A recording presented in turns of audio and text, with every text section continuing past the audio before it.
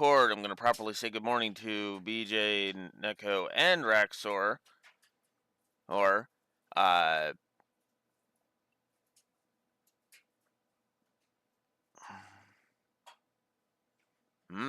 interesting.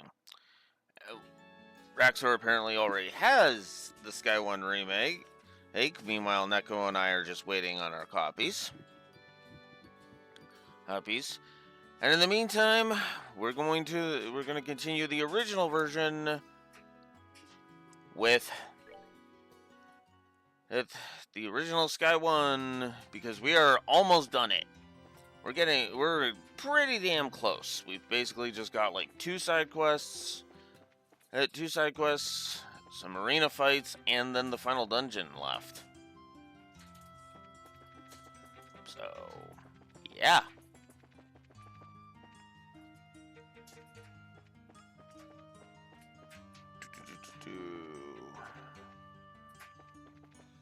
I just gotta remember where the entrance to the damn place is.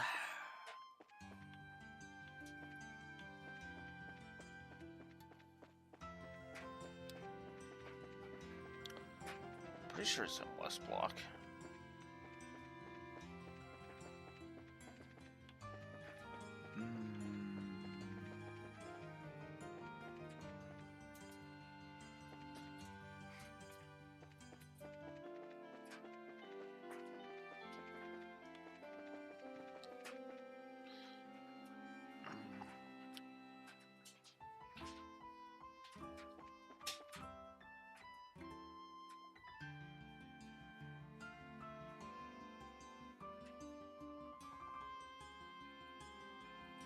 No, I didn't see that.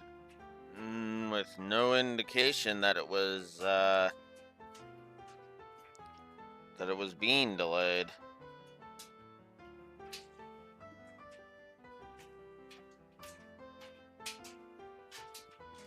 Yeah, my thing's still saying sometime today.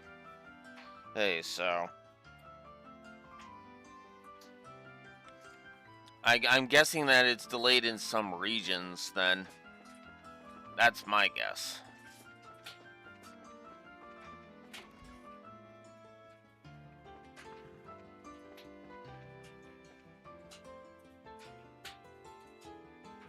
Ah, I see.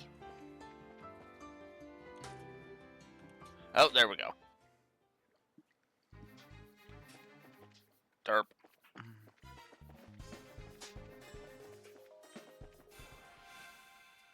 All right.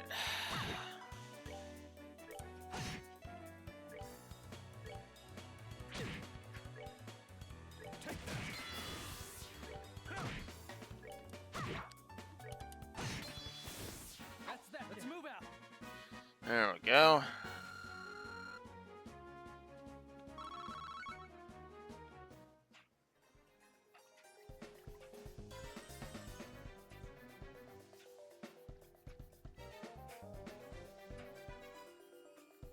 I didn't see it yet. Then again, I haven't been on Discord this morning. I'm not really a social media person. That's why I can mock Steve so bloody hard.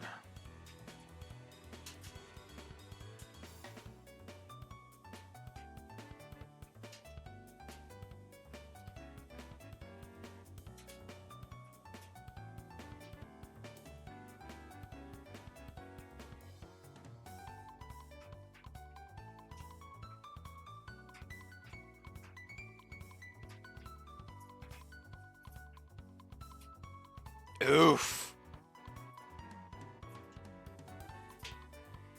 And some of those are sets. That's the stupid part. In fact, all of those are sets. Holy crap.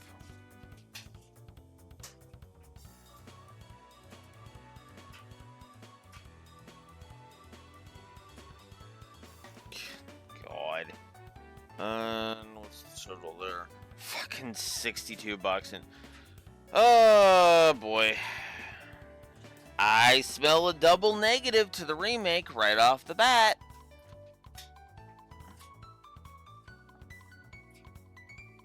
Need it or not, it's still good. It's still getting trashed. My hard stance on that at Raxor is, unless those are microtransactions, aka you can buy them over and over and over and over and over and over again, that's the only reason I'm ever going to give a triple for that. Because I know there are games with that. Even, even like non mobile games. Yeah, it's all one-time use. And you don't have to rebuy them after. Yeah, exactly. It's like it's always been. Every playthrough, you can go into the DLC menu and just unlock it once you've purchased it once. Which basically, no, we are not retroactively giving Cold Steel 3 and 4 triple upping the negatives on that for Cold Steel 3 and 4. Just to name one example of that,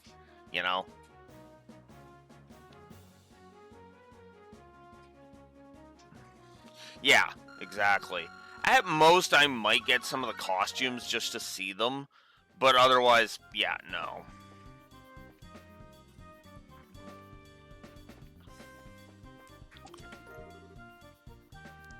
Chomping spare rib.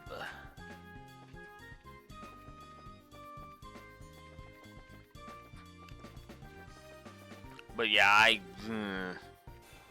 have never, I will never stop bitching about modern DLC practices, which have basically stained the reputation of DLC just in general. Also, at least you have a time frame for when yours is arriving, Neko.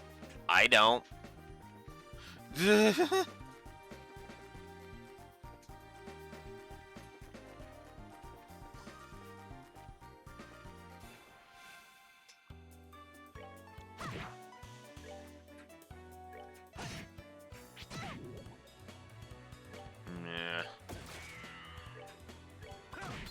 I get why they do that, but it's still, what the fuck.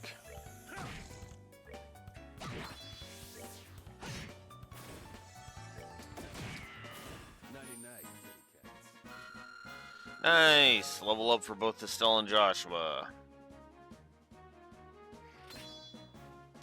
Joshua learned Evil Eye.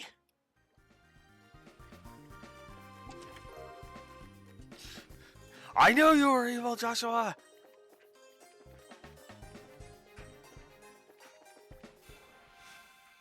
Oh, god damn it.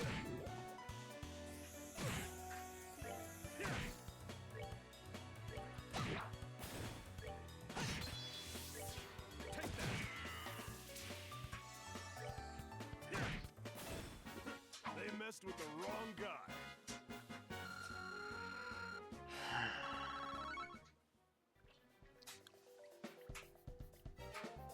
Yeah, true. Around between 1 and 9 my time, yeah. That sounds about right. That's usually how that is.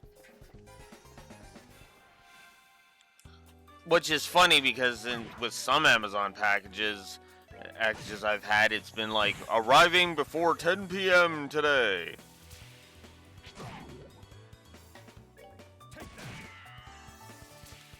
Oh my god. Stop healing.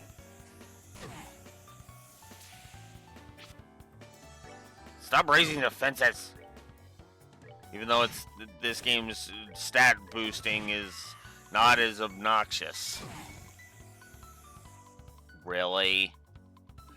Really?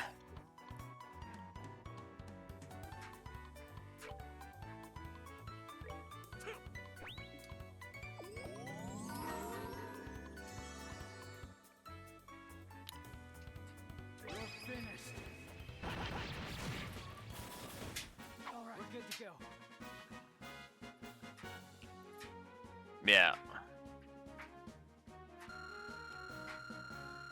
Pretty much the same.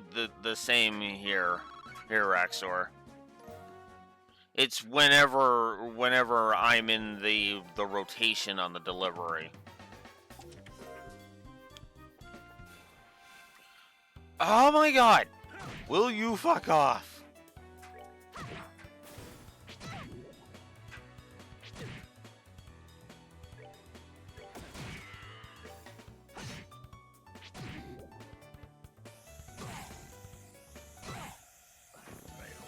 Really? Oh my god.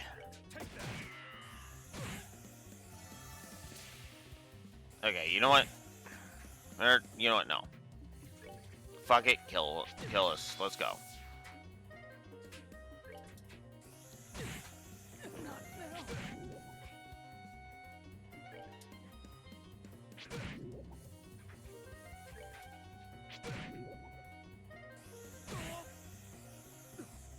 How could I fail?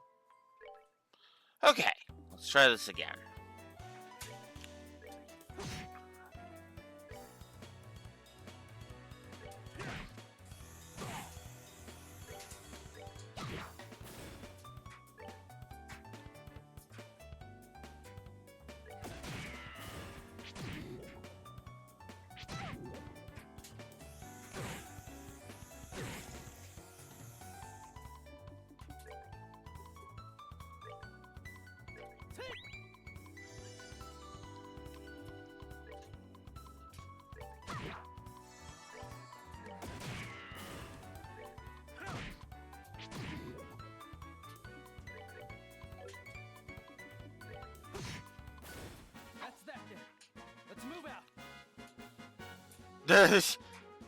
Oh, I'll agree to that, Neko. Absolutely. But it's something I absolutely want. Yeah, it can feel like it's taking forever.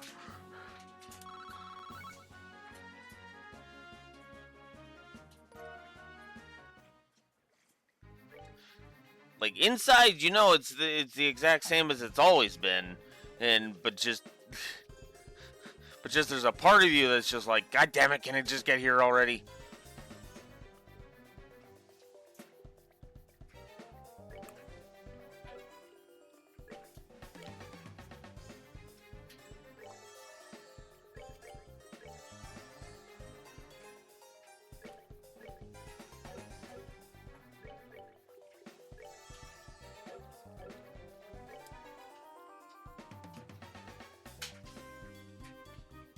Yeah, exactly. That is a good analogy.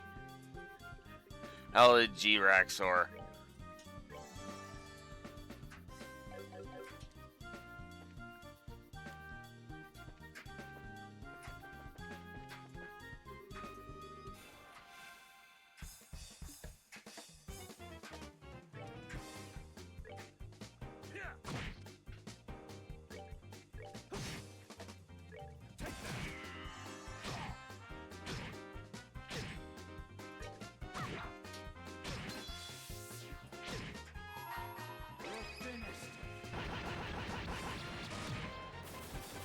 Ooh, one of those was a death blow.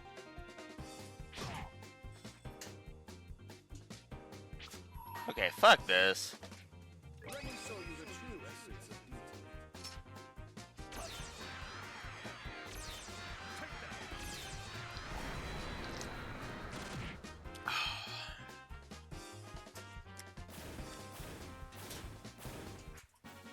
99.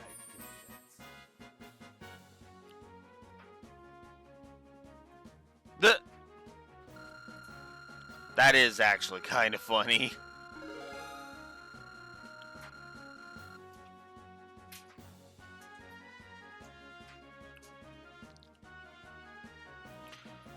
I still learned hard break. Alright, cool.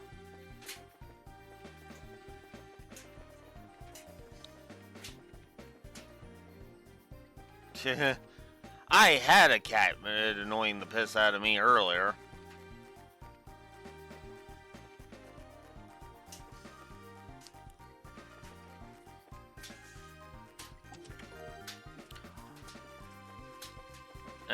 Cat that was bugging me wasn't demanding uggles. It was looking to get food. And breaking the rules. She knows the rules. You do not disturb someone when they're eating. You sit there nicely, easily, and maybe they'll be nice enough to give.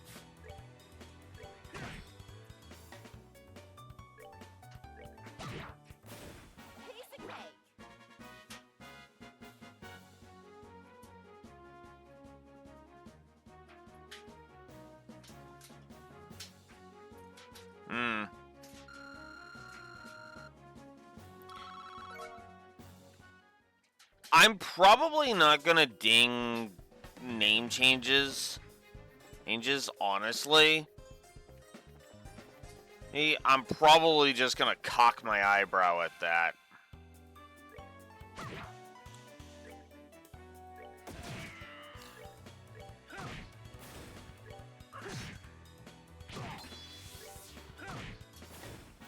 They messed with the wrong guy. Well, I'll go ahead. I will say this, Raxor. Or I don't honestly think it does. Now, if they suddenly change it back in the later games, then yeah, in like say the Sky 2 remake, then yeah, that's gonna piss me right the hell off because I'm like, what? Yeah. I suppose what that'll just boil down to is a localization negative.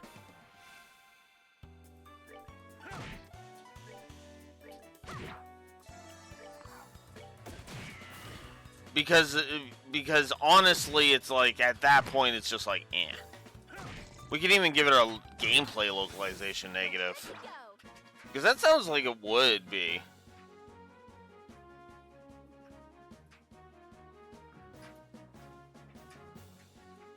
Yeah. Yeah, exactly. Like, we'll probably just give it a negative across the board.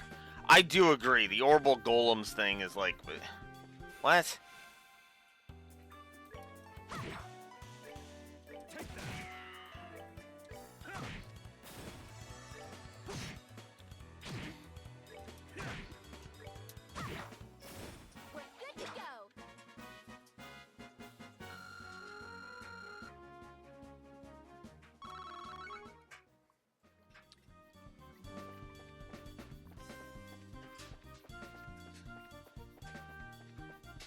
Yeah. Yeah, that's why I say, you know, localization negative.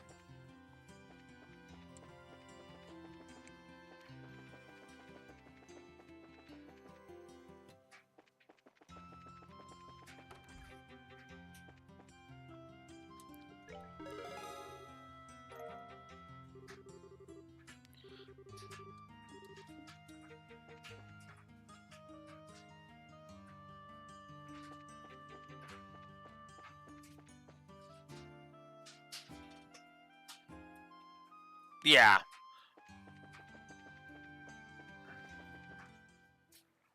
Whoops. Wrong way. We're not going to the castle, we're going to the arena.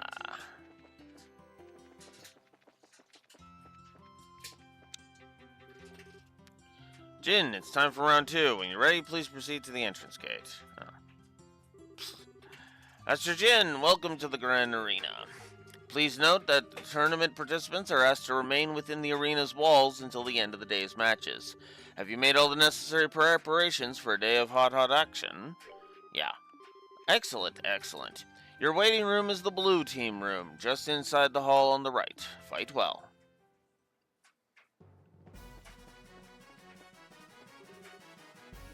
Oh, there you are. Hi, Dorothy. Short time no see, seeing as how we only just saw each other in Zeiss. Yeah, I know. I never dreamed we'd meet again in this life. I mean, oh my god. I mean, since you got in so much trouble after you boarded that factory ship. So much trouble? Well, this bears investigation. Whoa, wait, Dorothy, can we maybe save that conversation for later? Huh? Anyway, I was gonna say, your friends here look kind of familiar. I seem to recall encountering you once in the city of Bose. It's a pleasure to make your acquaintance once more, my uniquely charming lady. We passed by each other near the hot spring. Oh, I remember now. Oh, it's the drink and run guy. In the Baron Eastern clothing. So, Estelle, are you and Joshua fighting alongside these two in the competition? Yep, that's right. Hey, we're on Jin's team, the Baron Eastern clothing, as you put it. So, what about you? Are you covering the event for the newspaper? As Blue Wolf turns down the music in his ear that's making him sound like he's yelling at the top of his lungs. Well, until yesterday I was working on another story. Niall told me this morning that I should check out the martial arts competition and see you guys. You're as strong as he said you were. This is gonna make for some great pictures. I hope so. Oh yeah, isn't Niall with you? Nah, I guess he had something important to check up on. I think he was up all last night wrestling with a bunch of papers or something. He told me today that he was going to talk to an old acquaintance. Ah, I see.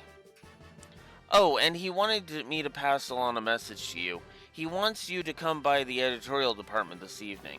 Whatever it is, he made it sound serious. Okay. We'll go after today's matches. Ah, serious conversation, my old nemesis. Well, don't you let it get you down. Meow. Oh, would you stop? It doesn't even have anything to do with you. How very cruel, Estelle. I mean, it kind of doesn't, unfortunately, Olivier, sorry. I mean, granted, it is something that'll affect Arabonia, but yeah. And after our passions burned so strongly together just yesterday, am I merely refuge to be discarded when circumstance affords me no immediate use? Would you please stop talking like that? Wow, Estelle, I had no idea. Isn't he a little old for you?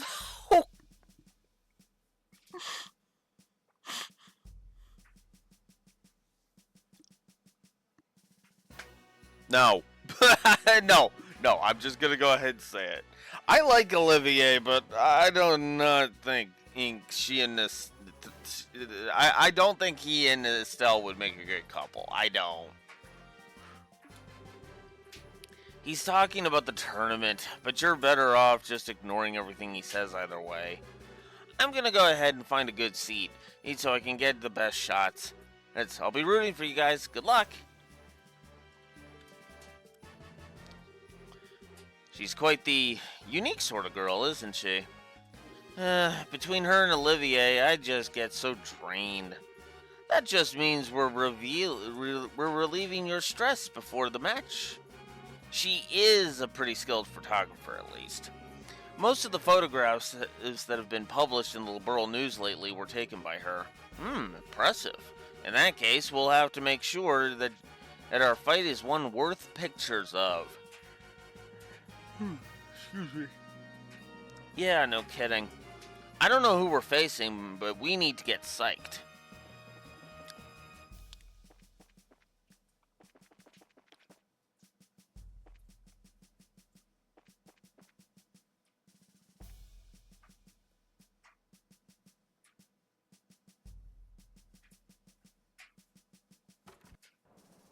Yeah.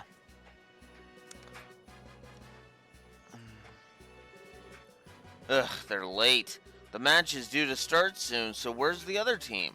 It's kind of strange. Maybe something's holding them up, or... Come on, get a move on. We're moving. Quit rushing us, alright? Ugh, why did things have to turn out like this? Come on, bro. Don't be getting all sad on us now. We need to keep our spirits up in case we end up fighting them today. But you... So it was your team. I should have known they wouldn't show up in a timely fashion. Guess we won't be fighting you lot today after all. Looks like you got lucky this time.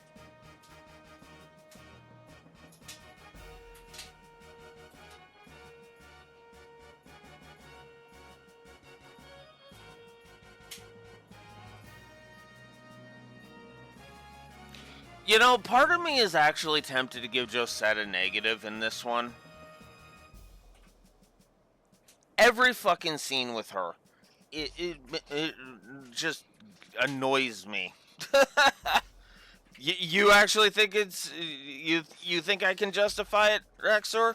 Yeah, I think I'm going to, because Josette, honestly, all of the Kapuas in this has kind of pissed me right the fuck off.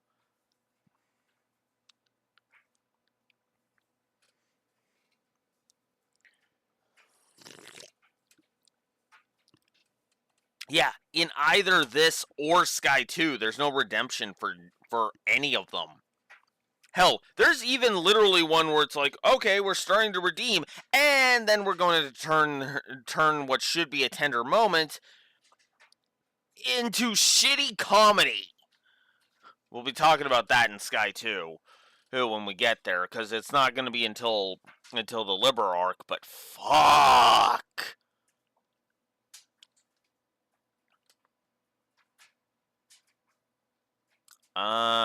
No, it's in between Agate and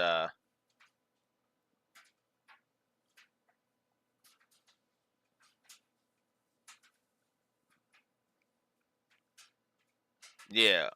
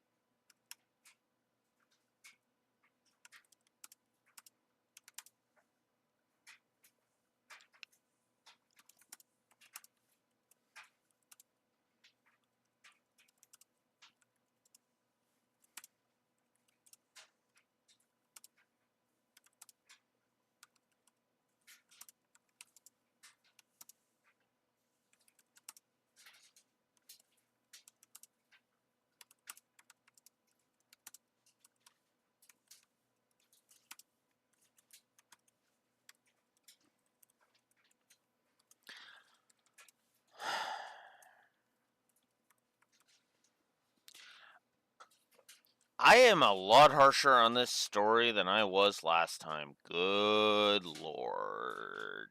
Duh. So that moves it up to 17. Okay.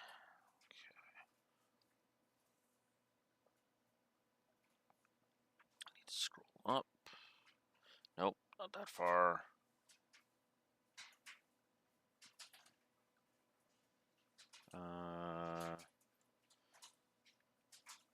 There you are.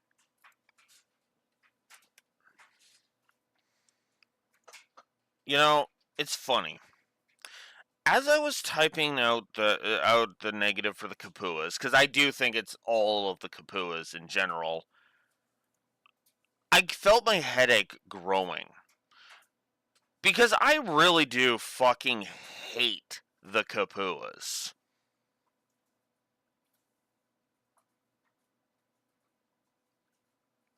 Yeah, I hear ya.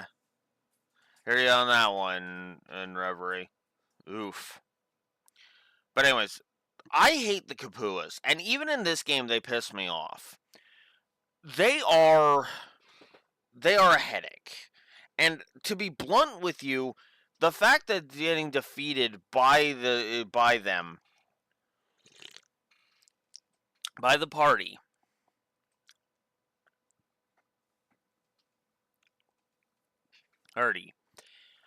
is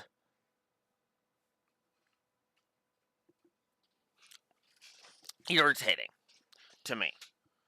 They never get redeemed. They never. No, don't apologize, Reverie. You have not done anything wrong.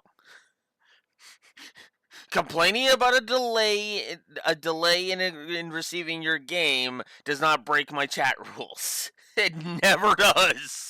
It never does. It's not you being a dick. It's not you talking about politics. It's not you being an asshat at using derogatory commentary. Harry, you're fine. Yeah, you're bitching about DLC. That's all it is.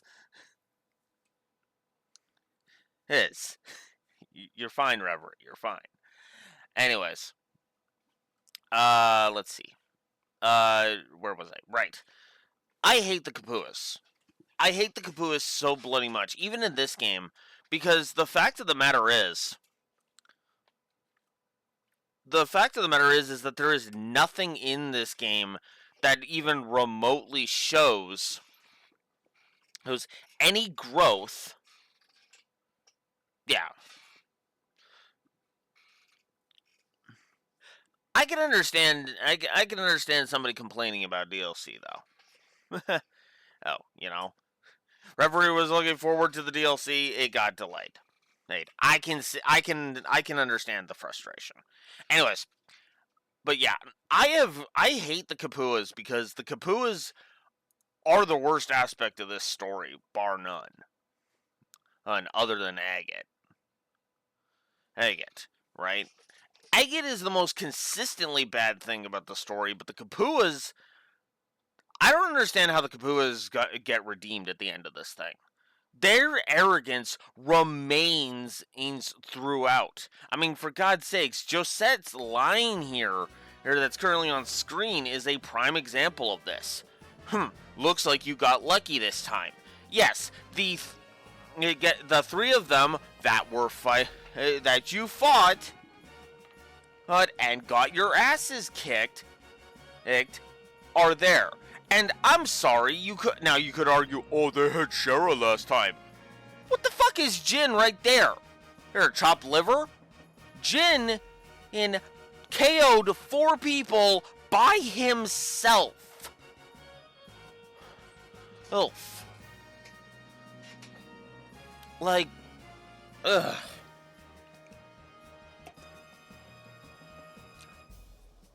I hate how arrogant Josette is. And she thinks he's the woman worthy enough of Joshua sticking his dick in?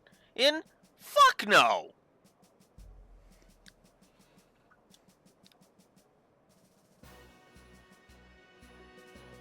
Ugh. I had been hoping we'd get matched up with you so we could give the she-man there a lesson. Oh, so now you're using insults that can be can be that can be seen as transphobic in this day and age. I know this was written 20 years ago, but well, 15 years ago when in terms of the English version, but still.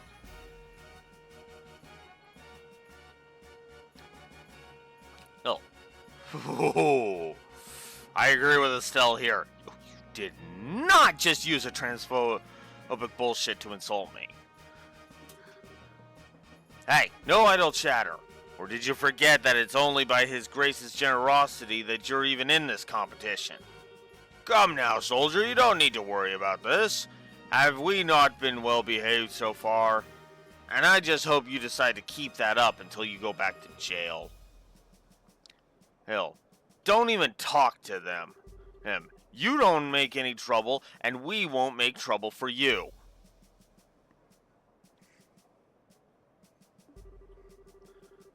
I don't think there'll be a problem. They want to clobber us tomorrow, after all. I think you know this, but there's a full company of soldiers here on security detail. Don't even start imagining that you have any chance of escaping. We know already, we're not idiots. Bullshit, Kyle. Bullshit. You're all fucking morons.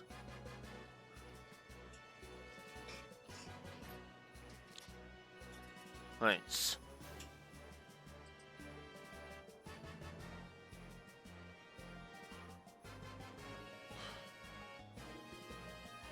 They have unique model. Yeah, narrative bullshit will fucking allow them to escape. It's not even a question. Then again, this setting is usually more is better with that than most. They usually will not escape because of narrative bullshit.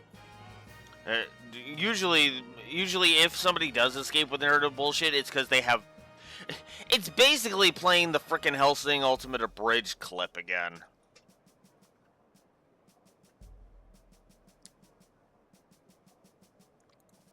Actually, I'm gonna bring that up, because I actually know where it is. It is in one of my videos. Give me a second. I don't even think it's gone live yet, but... Or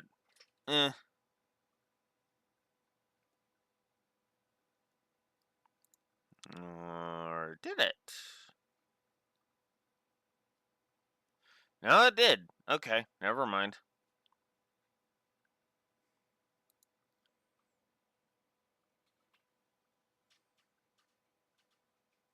Okay. Just gotta find it here.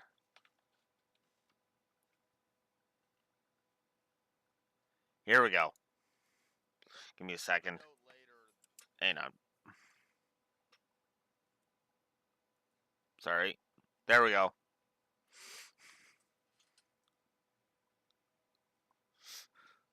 Oh. Usually when somebody escapes, a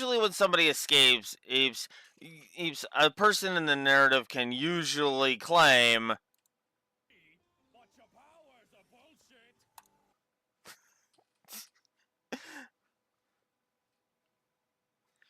yeah. It was slightly cut off, but the first part of that was from Hellsing Ultimate Abridged episode 8, for the record.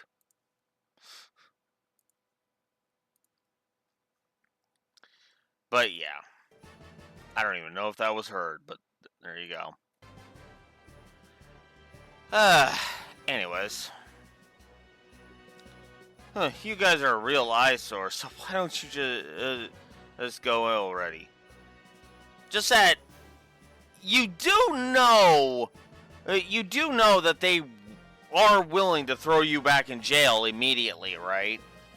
Like, I'm sorry, how fucking stupid are you? You little... Don't let this kid provoke you. Just don't try any funny business. No, Honestly, I think that should have fucking warranted a punch to the face. Ace. Ace, or the fucking butt of his rifle going in her face.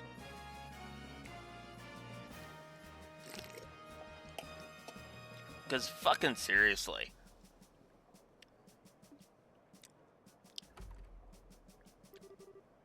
Hey, what's going on? How'd you guys wind up in the martial arts competition? Is it really because Duke Dunan allowed it? Yeah, seems that way. He supposedly called for us specifically to participate. The better we do, the later our sentence gets. You gotta be kidding me. This is a little strange for a constitutional monarchy. It seems the Duke is a mischievous sort. He's also an idiot and an ass, but that's beside the point. Well, you won't see us complaining. I'd rather work off my sentence than spend it in prison. But then, that's not the only reason. What's that supposed to mean?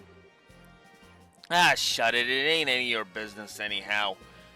Oh, it matters to us. So you're not here to fight us. Then you are here to take on the Special Ops soldiers? What? How? Damn straight we are. We're supposed to be... They were supposed to be our allies, and they screwed us over. They need us to help expand the Intelligence Division's influence, then tossed us aside. They used us to do that. We're idiots, plain and simple. We got double-crossed. Wow! And just a minute ago, you were denying that you were dumb. Now you can full on admit it. God, I fucking hate these dumbasses. And that really sucks. Yeah, I suppose so. Come to think of it, I even feel kind of bad for you. Don't feel bad for these morons. And the fucking whore, Josette the fucking whore there is gonna insert herself as your love rival in the next game, Estelle. Hell, and I'm fucking sorry, but if Joshua ever did end up with Josette, that would be a triple negative on the fucking spot. Without hesitation.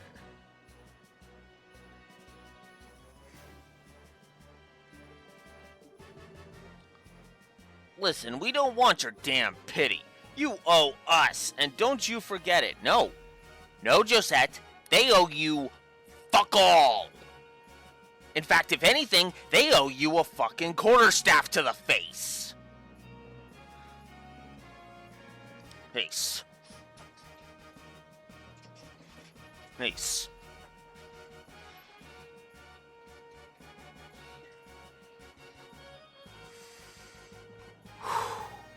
Sorry. What's got you happy today, Beach? Beach? To lighten the mood a little bit, considering my bitching. Huh? What do you mean by that? Don't you remember the last time we met? It'd be a bad thing if you-know-who found out that you snuck into Lestan Fortress, right? Oh, never mind. I forgot about that part. Right. We don't like those jerks too much either, so we didn't say anything about you. Ha! You ought to thank us. Ugh. Indeed, thank you for keeping it to yourselves. This certainly sounds interesting. I'd love to hear more. You hush, it was nothing.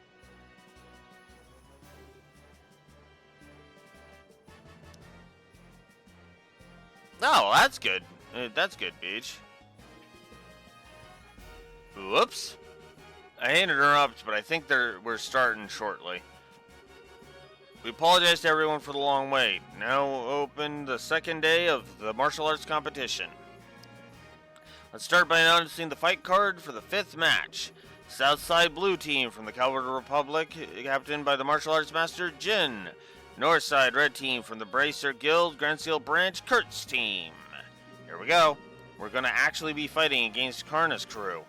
This won't be easy. But apparently past Alex looks like this fight, so we should be okay.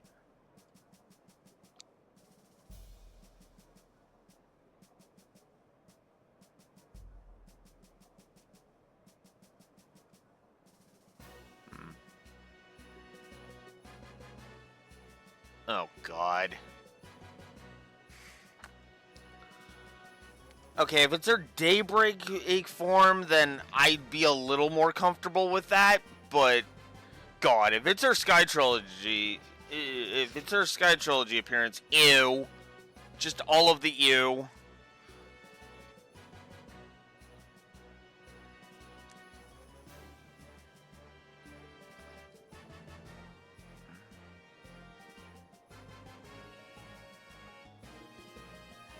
Okay, yeah. By that point, still tasteless, yes, but as I said, I'm a little more okay with it.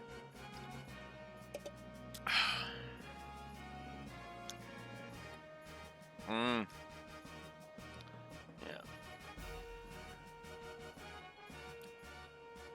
Yeah. Good choice, Beach. Good choice. 'Cause seriously, fuck Borderlands 4. I'm sorry to anybody who's enjoying that game, but fuck Borderlands 4. We need to make sure that we don't get in Jin's way. No need to be so cautious. Your assistants will be just as good as any full-fledged bracers. All we need to do is focus on winning.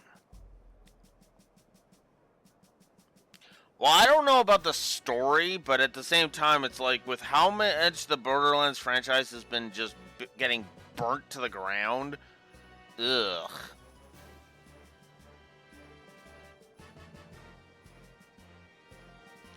Right, we'll do our best. Heh. Let us be off to glory!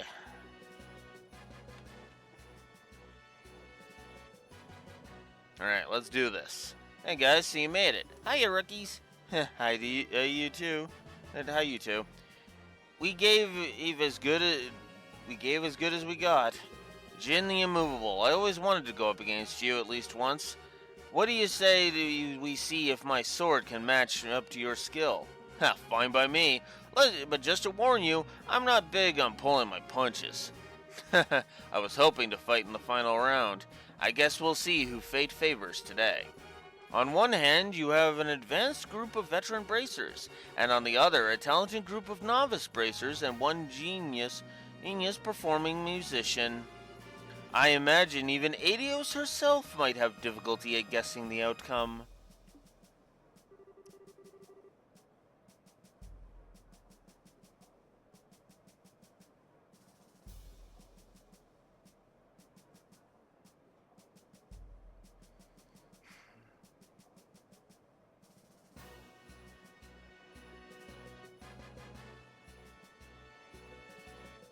Oh fuck yeah! Don't even get me started on that, cause I'm actually getting fucking sick of that. Like, I kind of feel like people saying, oh, fan entitlement is bad. It can be, but why the fuck are we letting the fucking corporate douchebags be arrogant twats too? Especially when it's our money and he paying their fucking wages.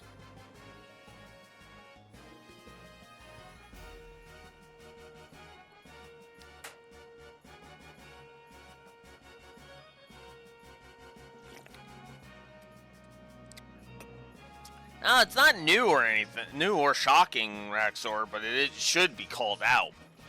Out, in my opinion. Every time. We now begin the 5th match of the No Holds Barred tournament. Both teams to your starting positions. Take your positions. Begin. Here we go.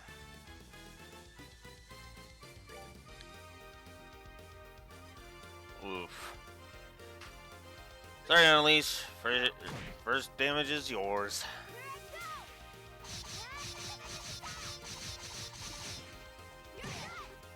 Ow.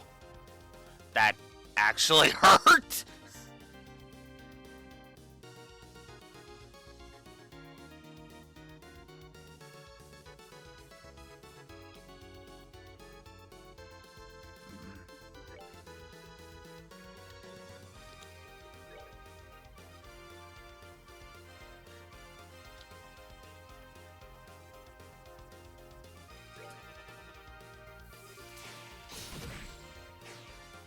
Oh.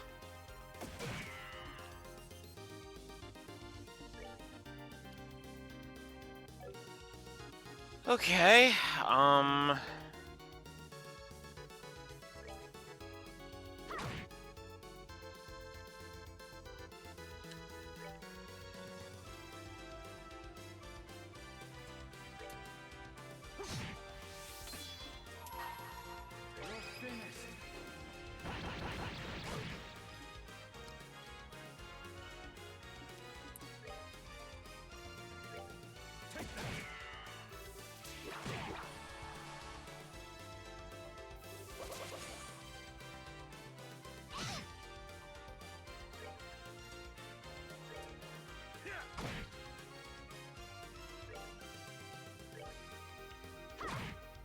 whack. By my art, be calming as ocean waves.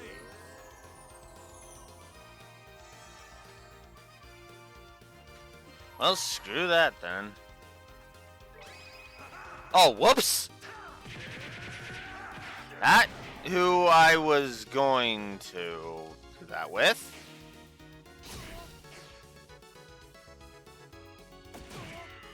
Oh, damn it.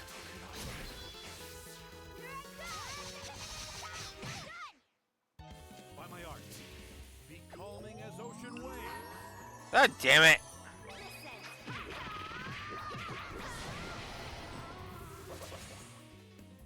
No. No more of that. Oh, come on. By my art, fall again as windswept snow. You're finished.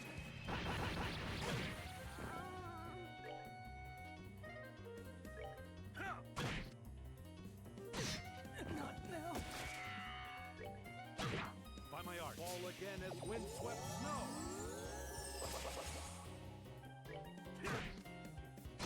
I'm sorry. By my art, become hard as steel.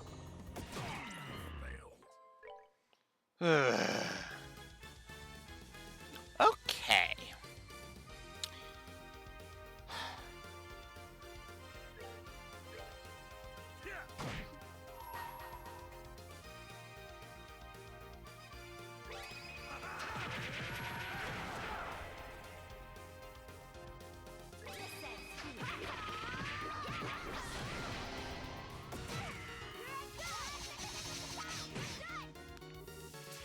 Getting rid of Kurt is the ideal here, because once he goes down, the rest should fall like dominoes.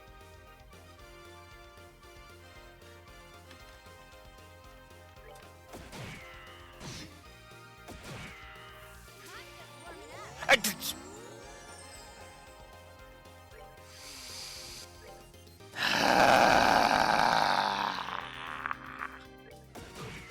No. Bad on Elise.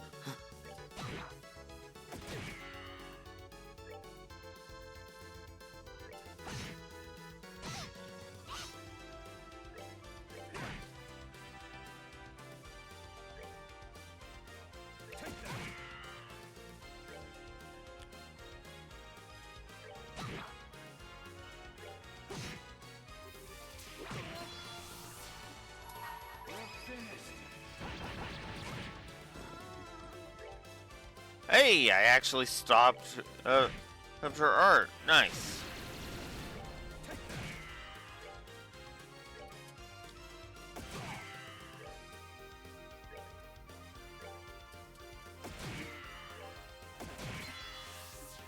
Let me show you the truth. Take that. Okay.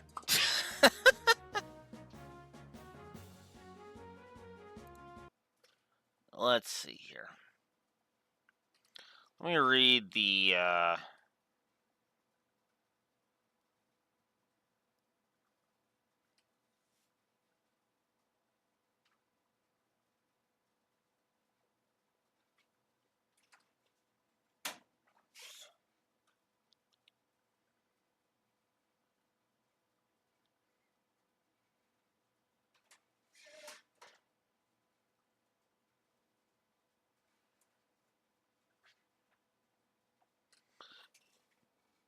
that sounds like the shiny definition of a triple, actually. Yeah, I'm gonna...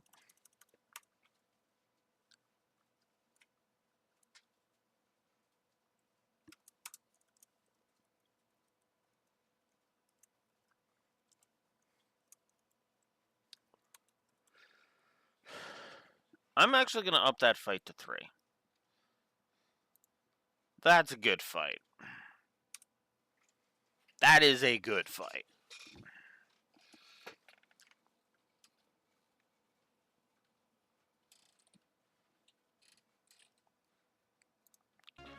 That actually was pretty challenging. Holy crap.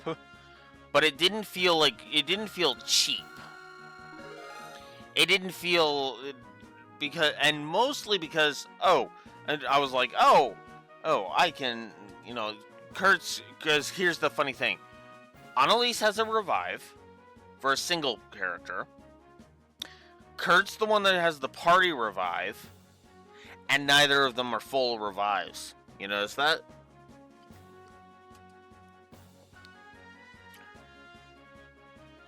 Annalise only revived Kurt with 500 HP. Ditto Kurt reviving Annalise. And the other two literally didn't have the revives. I actually like that. KO, winner is Jin's team. Yeah, nicely done. I never thought that Jin the Immovable was really that capable. You guys were no slouches yourselves. And hell, you fought fair. So fair that Blue Wolf literally upped the positives for that fight. 8 to 3. That's actually impressive, especially considering most of the score change has been negative this whole time. I don't think I'd have won if not for the others backing me up. Did we win? Yeah. Not sure how though. Oh, don't be so modest. You may have had Jin with you, but you each pulled your own weight. Phew, I knew fighting Sheriff's students was gonna be tough, but I had no idea the black-haired kid would be such a tough cookie. Cookie?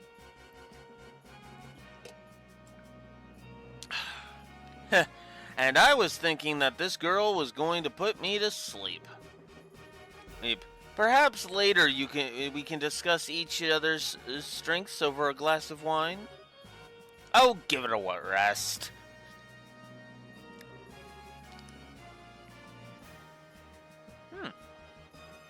Well, not bad at all. No kidding, that was a pretty exciting match.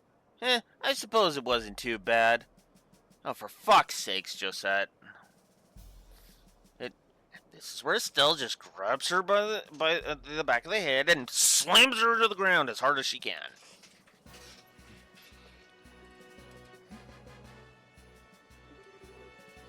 Why, thank you. So, what's the deal? Why are you guys congratulating us? Got a fever or something? We're not congratulating you, you little punk. It's just that it would be annoying to lose so easily to the group that drove us up a wall.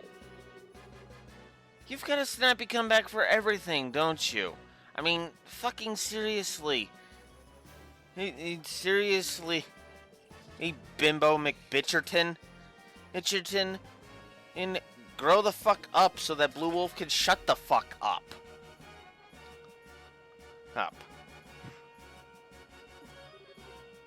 Come on, Estelle. Thank you very much. I know a lot's happened between us, and still you cheered us on. We appreciate it. What? I'm not trying to tell you that we're not cheering for you. Oh my god. Oh my god. Oh. You know, it's funny because this actually, I'm pretty sure this a similar line to this happens in Sky 2, and it fucking sucks. Sucks ass even fucking harder. In fact, I'm pretty sure I gave this the similar line a negative in Sky 2. Give me a moment and I will check.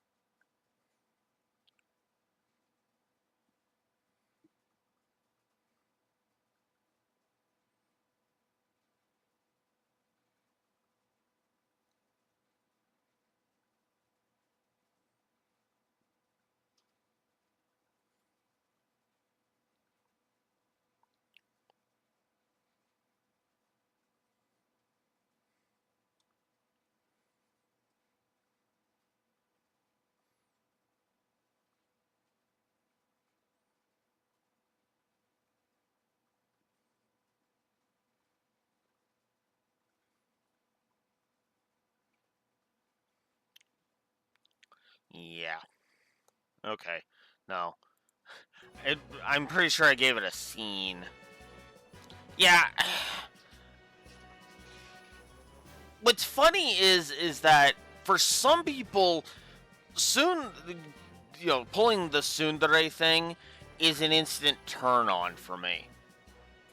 Except, I gotta be honest with you, the tsundere shtick is an instant turn off for me.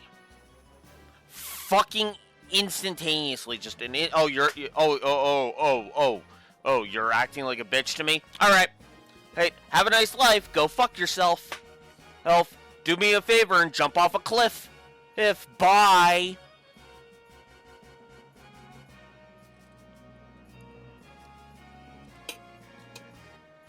Now, that having been said, when I get to know, it's usually characters, because I don't really do that in real life. Because most people don't fucking pull that garbage in real life.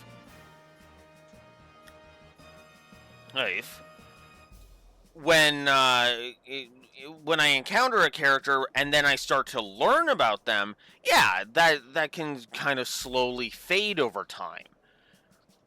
But the thing is that, especially in a long-running series, the character has to shed the tsundere shit at the bare minimum by the time their first appearance is done.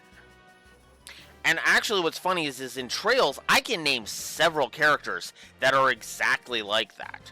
Where by the end of their first appearance, the tsundere shtick is gone. Done.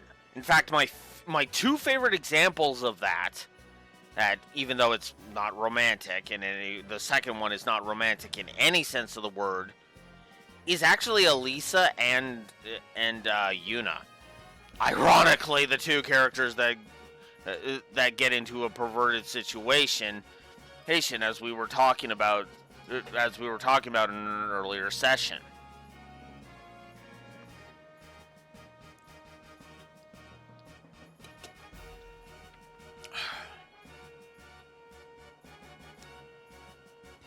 Because here's the thing. Here's the thing about here's the thing about the tsundere thing. There is a difference between tsundere and just being a violent bitch. But the problem is that the line is so fucking blurred most of the time that you need to be paying full-on attention to the character to understand that that the difference is even there at all. And for me personally, I am the wrong person to try and get to like a tsundere character, because that's the tsundere tendencies basically you jump off a cliff and die the instant we meet the fucking character, basically. Because if they keep going, I tend to just be like, okay, fuck off. And it all boils down to the same problem I had when we were discussing the hot spring scene. And the whole saying all of that was Joshua's fault. It's fucking tired. I know Japan loves the tsundere trope even now, but it's a fucking tired trope. There have been thousands of anime, if not hundreds of thousands of anime with tsundere characters. The tsundere trope basically needs to either have something interesting done with it or not be used. Because if you just play it straight, that's boring because we've seen it 1,000 times before.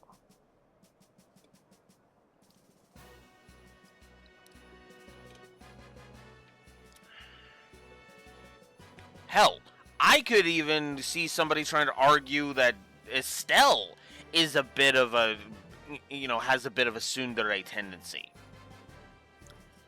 And I could even see that turning somebody off and claiming that Estelle is not a good character. And to be blunt, and it is a lot harder for me to justify saying that she's a good protagonist in Sky 1 specifically than it is in any other game in the entire series. Because Sky 1 is where she starts. So of course Sky 1's going to be where she's at her worst. And she actually is the Trails protag that has had to do the most growing in the entire series. Who has to do the most growing within their first game in the entire series. I would argue that there is no other Trails protag where they are in desperate need of character development more than Estelle does in Sky 1. And to be fair, she does grow in Sky 1. It just manifests better in Sky 2 than here in Sky 1, I would argue. She does, Raxor. Or it's just more so on display in Sky 2. And that's the thing about Estelle. We see her development because we're with her the entire time. So we know better than to just dismiss her as a bitch and move on.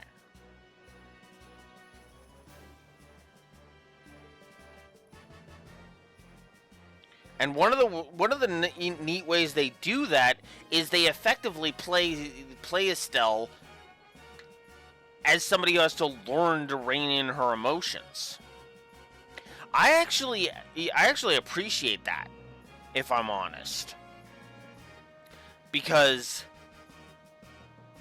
it basically means that there is development on display. Another good example of this. Now, what's funny is you could say, you're probably expecting me to bitch out Asuka from Evangelion again. Well, I've been deliberately avoiding mentioning Asuka from Evangelion because, while I don't like Asuka from Evangelion, I will say that there is some development for her there, blah, blah, blah, blah, blah. But you want a version of Asuka Langley Tsuruyu that's actually infinitely better? Just straight up infinitely better? I'll show you a version of Asuka that's infinitely better.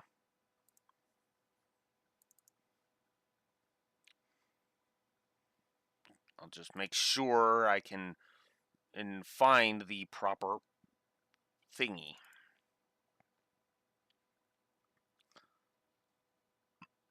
Do I have an official... Because I don't want to do one of the fan arts for incredibly obvious reasons.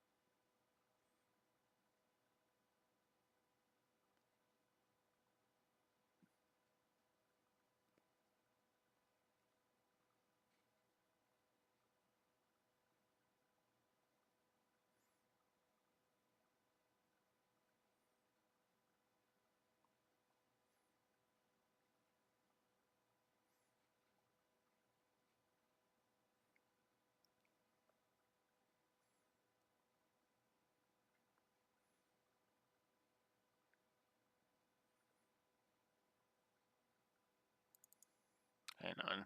Will this do? And no.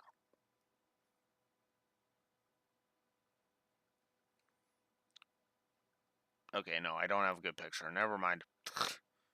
Mithra from Xenoblade 2.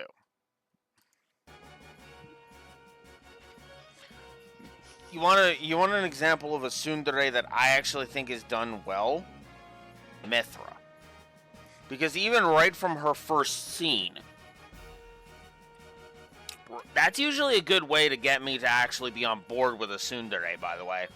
In fact, what's funny is I can actually name 2 tsunderes from Nintendo series that actually were one of their first scenes immediately endeared me to the character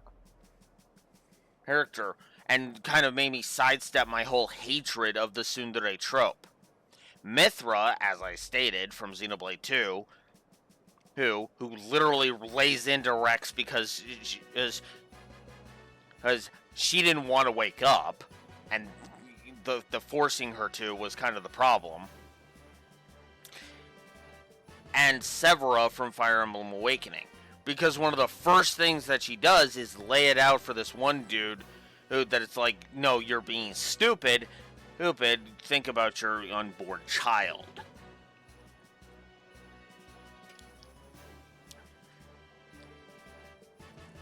And to me, that actually works. But anyways, let's just move on. I've spent too much time on this. Next up is the 6th match. Southside Blue Team, the Sky Bandits, aka the Kapua family, captained by Don Kapua. Northside Red Team from the Royal Army Intelligence Division, captained by 2nd Lieutenant Lawrence. Alright, it's finally time. Time to teach these sneaky assholes a lesson. Maybe this is how it was destined to play out. And our fingers are crossed for you. Good luck. Watch out for their commanding officer. Keep him pinned down, and you'll have a fighting chance. Okay. I mean, shut up. It's none of your business anyway. Okay, then go get curb stomp. You fucking moron. Bye. That literally was battle advice. Hey, it's not him asking you on a date. Hey, bitch. Yo, Mr. Masked Avenger. I've been waiting for a chance to pay back what I owe you. Yeah, we really ought to thank the Duke for this chance. What's so damn funny? You're orphans of the Kapua family, one of Erebonia's ruined noble families. You lost your territory to a corrupt merchant and only survived by taking to air piracy. I was just thinking about what a touching story that is. What the hell? How did you know about that? Did you forget that we're part of the intelligence division? You'd be better off abandoning your little quest for revenge and just serving your time quietly. It does seem that you're trying to go straight at least. What? You sure do love to run your mouth, don't ya? Oh, time for you to taste a few orbital-powered bullets! Now we begin the 6th match of the no-holds-barred tournament. Both teams go to your starting positions. Yeah. Makes sense. Take your positions. Begin. Let the curb stomp begin.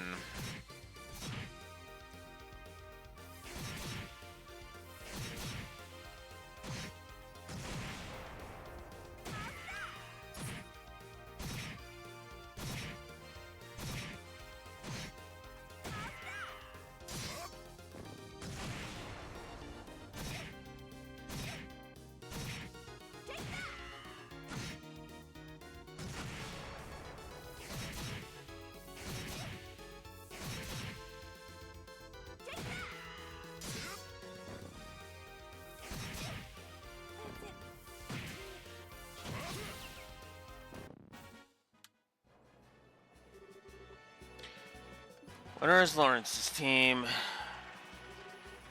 Oh man, they lost. They were doing pretty well at first. It all fell apart when that fellow in red started in on them, though. Definitely not an opponent to be trifled with. I don't think he was even trying as hard as he could. I can't get a decent read on his real strength.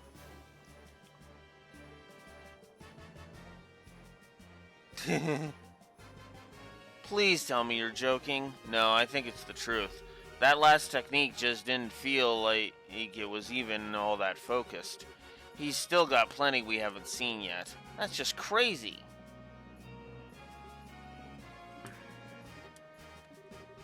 I'm sorry, you guys. Don't try to cheer us up, please. We got slaughtered out there. Damn it! If my support tactics weren't so worthless. Wasn't your fault. I'm the one who wasted all that energy on attacks that didn't do anything.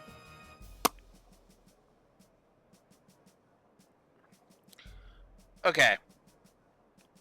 I'll be honest with you. Here. And this might seem a little weird considering I literally just decided to give them a triple negative, but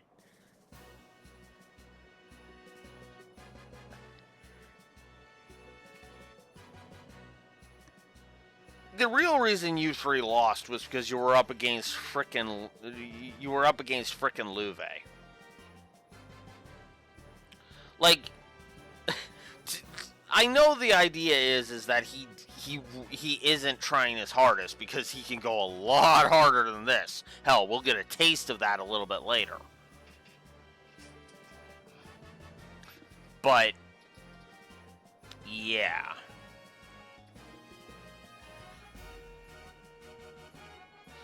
Oh, frick. And I don't even think I'm going to be able to beat him in that stupid thing later, but I suppose we'll see. But yeah. It's crazy how obnoxious all that is.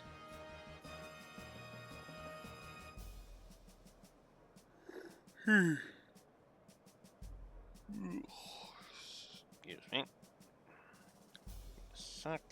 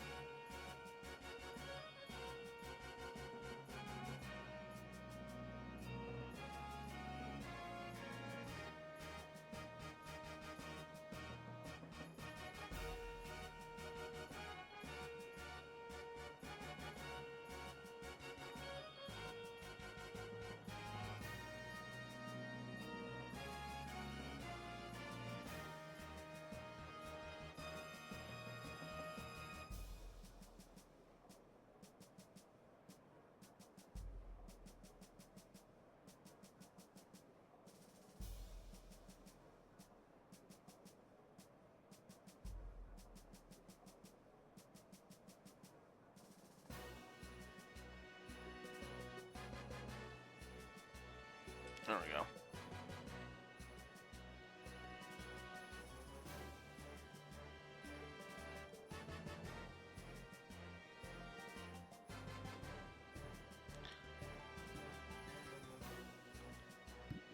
I suppose Beej, but at the same time, it's like that's their one redeeming. That's their one redeeming element amidst like all of their other fucking flaws. One sec.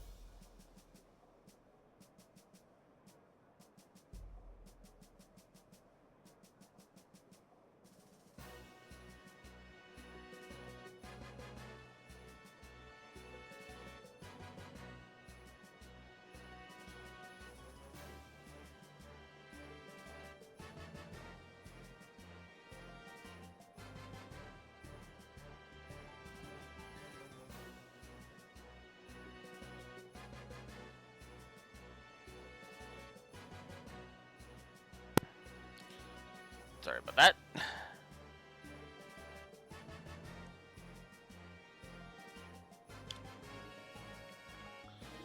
Ugh.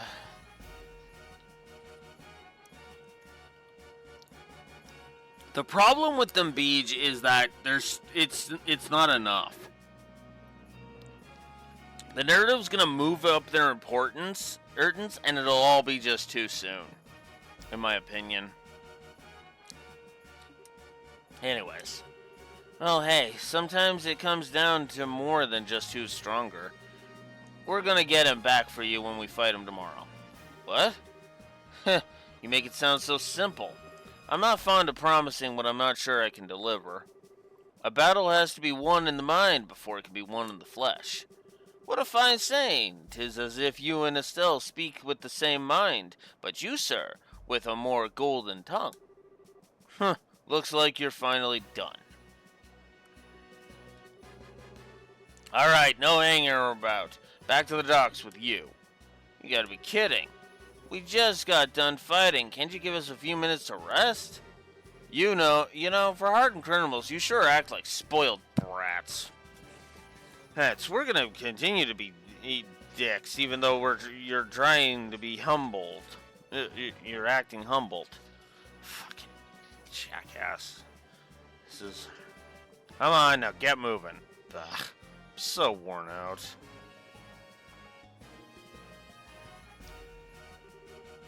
Hey, bracer jerk. What? We aren't going to be here tomorrow, but you damn well better win. If you let those assholes beat you, then you're gonna have to have hell to pay. Of course we're gonna win. Who do you think you're talking to here? We'll win, I swear it. Are you done? Enough stalling. 40K in prize money. Phew, I don't know how we did it, but we did it. Tomorrow's the final match. We're finally going to have to keep our... We're really going to have to keep our spirits up, because that's going to be one tough match. So, we propose that we go to the bar and let it all hang out, so to speak. I like the way you think, good sir. I should like to join you. So, this is adult logic. Welcome back, Rexor. We've got stuff if we have to do, so not tonight for us, I think. No problem. See you later, then. We'll meet up with you tomorrow morning out front. Good night, my sweethearts.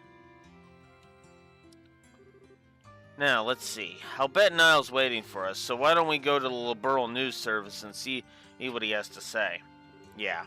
Hopefully he's managed to learn something useful about those Intelligence Division members.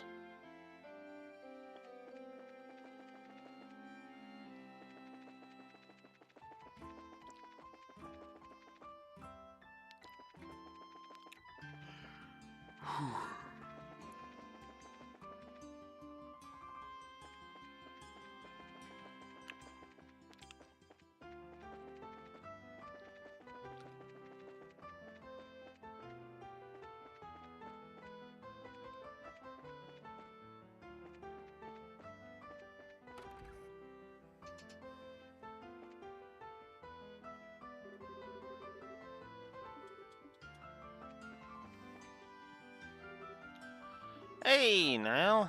Pardon us. Hey, you're here. Amazing. Dorothy actually got the message to you guys and didn't screw it up. Well, miracles never cease. So, I hear you won your match today. Dorothy was in an absurdly cheerful mood when she got back from it. Cool. Niall, what about what we discussed earlier? Straight to business, I see. Take a look. Got some background on those big shots.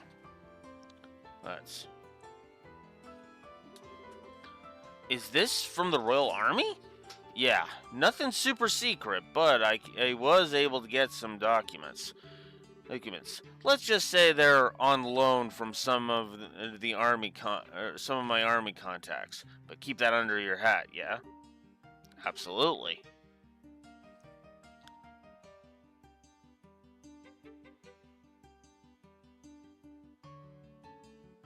Ooh. I would say put up a link to a site where we can buy them. Buy them, Raxor, I would say. Because that would be... That actually... I wouldn't mind getting a Risha figure, honestly.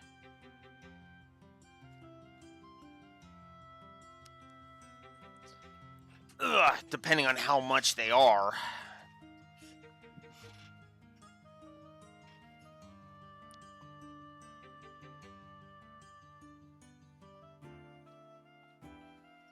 Yeah. Reverie Risha. Well, that's even better. Because that's obviously best version of Risha. Well, let's go ahead and read it here. Still in Joshua, open the black folder. Colonel Richard.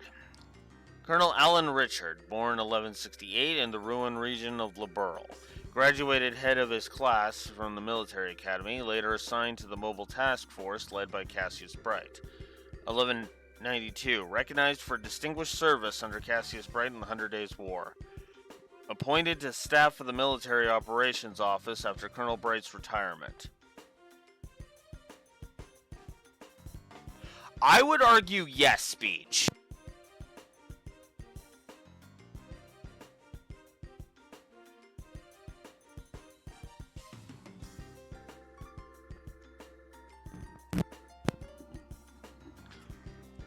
I prefer Azure to 0, but yeah, yeah, Raxor's kind of in the minority on that. I think Azure is better. It has some better plot beats. It's got some interesting ideas. Gameplay wise, I would even say it's better. Honestly, not by a lot, but it's better. I would argue.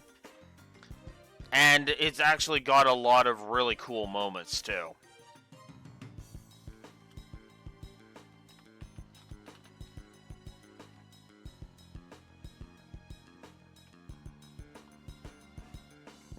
Yes, that's right. Azure is... I'm pretty sure Azure is the first Master Quartz usage. If Zero doesn't have it, then yeah. Then yeah, Azure is definitely the first to have it.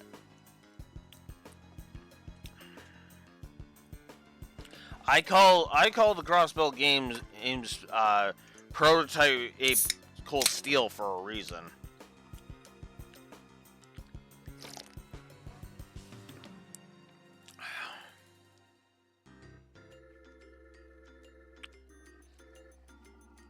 I mostly disagree with that, but yeah, Zero doesn't have it. Okay, then yeah, Azure is the first one to have the Master Quartz. 1201, suggested formation of Intelligence Division. Queen Alicia approves the request and appoints him the first commander of the new branch. Wow, pretty impressive. Well, he is the man in charge. He always seemed to be pretty sharp. Looks like Major Sid was right about him serving under Dad 10 years ago. So Dad really was a colonel. I wonder why he retired. I mean, he had respect and fame and all that.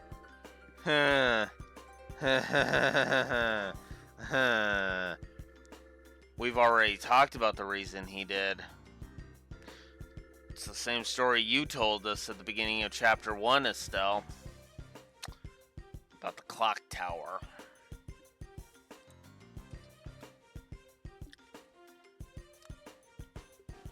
Captain Amalthea. Captain Canone. Hey, Amalthea.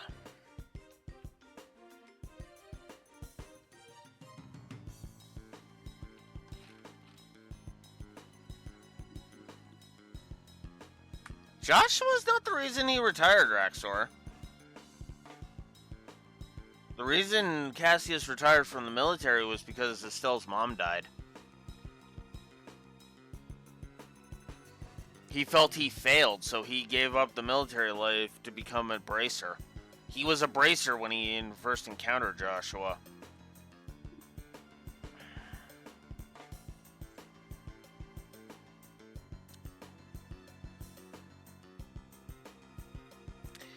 Captain Canone e Amalthea, born 1175 in Liberal's capital city of Grand Seal. Grand Seal. Her excellent grades at the military academy earned her a place on the staff of the military operations office shortly after graduation. 1201, reassigned into the newly formed intelligence division on Colonel Richards' recommendation. Later appointed as Colonel Richards' aide-de-camp, assisting directly with military operational command. Excellent grades, again. Another intellectual big shot, looks like. That appointment means that she's been working for Colonel Richard for a long time. No wonder she's so loyal to him. And finally, Second Lieutenant Lawrence. Second Lieutenant Lawrence Belgar. Our age and nationality unknown. A member of Jester who was invited by Colonel Richard to join the intelligence division. Previous activities unknown. He's been in disguise all along. He's not even from Liberal. And what's up with his old job as a mercenary being one big blank spot? Yep. You are correct, Rexor. He is absolutely Erebonian.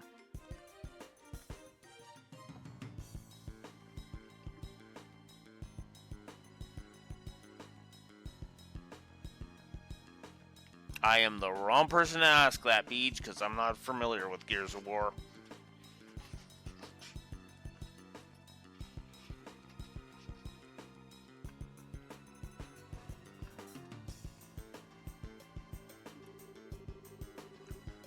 Jaeger Corps are known as the best mercenary groups in the business for a good reason. No kidding? So maybe the Colonel was just looking for a really skilled fighter? It's a possibility.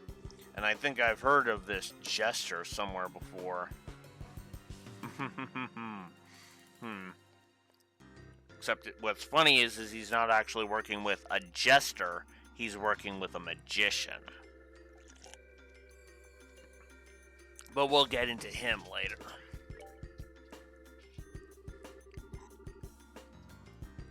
Thanks for this, Niall. At least we know a little more about who we're dealing with. As long as it's useful. I've learned a few juicy tidbits while I was digging around, too. Juicy tidbits?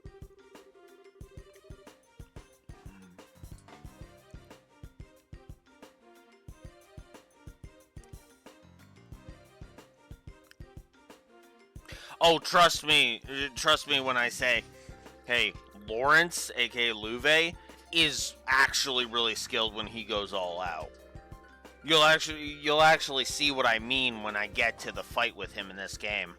It's just nuts. And I don't mean in the tournament. That one's a pussyfooting one. No, I mean when we fight him in the castle. Oh god.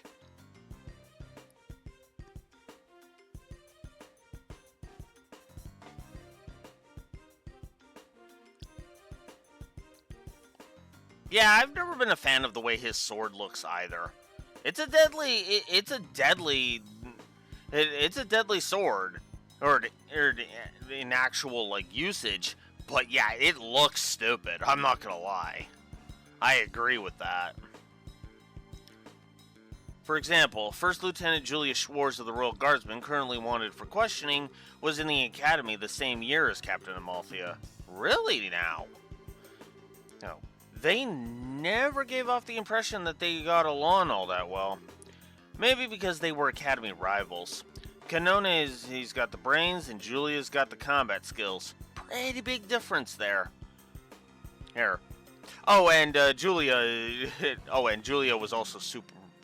I also heard a rumor that Julia was super popular with the guys. And actually a lot of the girls too. To the point where it was like she could literally have a harem of the entire school all wanting to be romantically with her. Now, I am joking for the record, but it's hilarious that in Sky 3, that's literally the storyline she goes through in her door. Or with Mueller. I am being ordered to take a day off. So she goes to take a day off, and she is constantly hounded because she is that famous. She is that much of a celebrity, and she's like dumbfounded by it. Like, but yeah, what? I actually kind of love that. Unironically love that. Because there's something about somebody being a celebrity when they never wanted to be a celebrity and they get overwhelmed by it. Like, what? But what? Ah!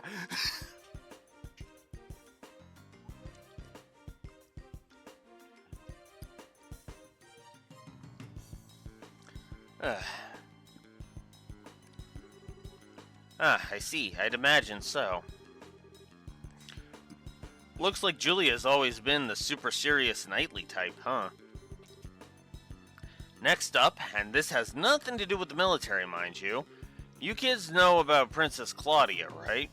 Princess Claudia. Sounds familiar. If memory serves, she was orphaned when the Crown Prince and his wife died. She is the granddaughter of Her Majesty Queen Alicia. Right. She's not well known, but she is the direct descendant of the Queen. From what I could dig up, she lives in the royal keep and pretty much stays there most of the time. And it seems someone's been looking for prospective marriage candidates for her. Whether or not those prospective marriage candidates have anything to do with a certain traveling musician, well, we'll talk about that more when we get to the end of Chapter 8 of Sky 2.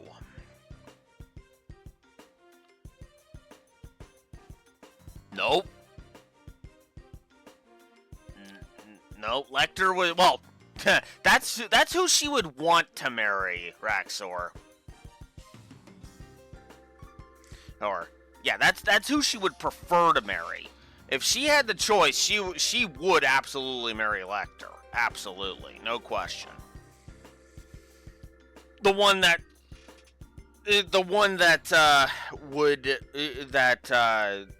a certain someone tries to set her up with is a certain Erebonian prince that we'll be talking about next game, or not next game, but in Sky 2. Oh, he is. He is Beach. That's kind of why I corrected myself and was like, he's a good candidate and who Chloe would want to do.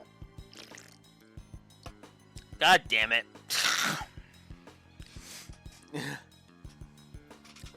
He pretty much is Beach. He pretty much is. Literally.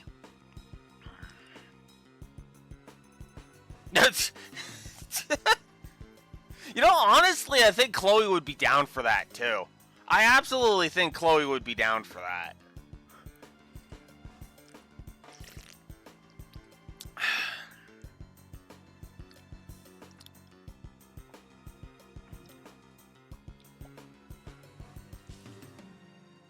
Huh.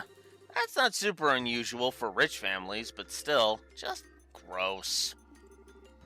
That's not the point. The issue here is, who is this someone? Spot on, kid. It could be...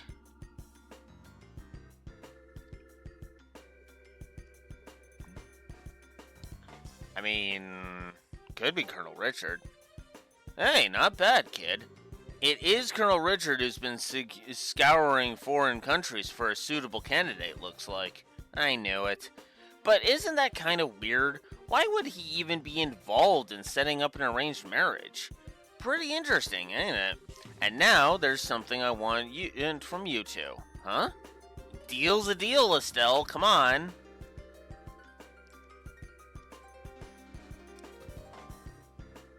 Yeah. I mean, what's funny is that if I had a nickel for every series that basically has a Reno, I'd have 3 nickels. Which isn't a lot, but it's weird that it happened 3 times.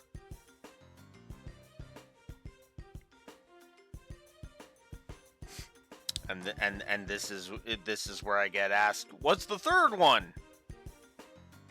And well, I'll just give you one hint. Got it memorized?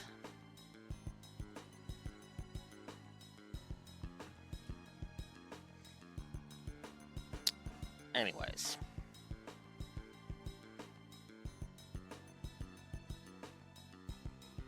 Yeah. Yeah. You don't axe the third guy from that list. This Beach. Remember, nobody axes Axel.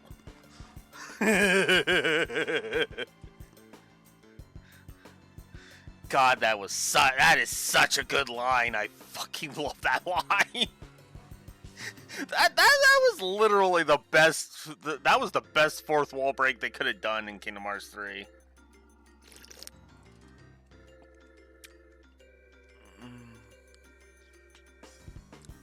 FF doesn't count.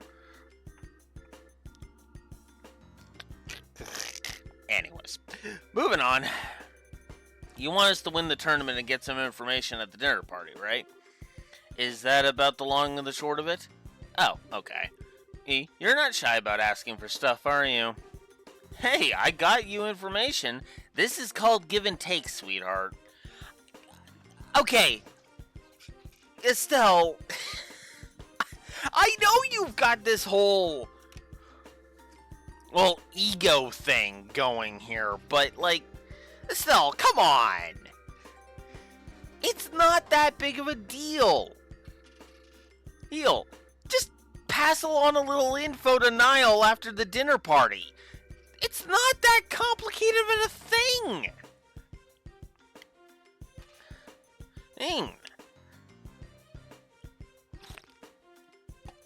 And we were going into the frickin' dinner party we were planning to go into the dinner party anyway to deliver the message to Queen Alicia. Like, fucking what? True, and it's been helpful. Alright, we'll let you know if we find out anything. Why are you making it sound like an obligation?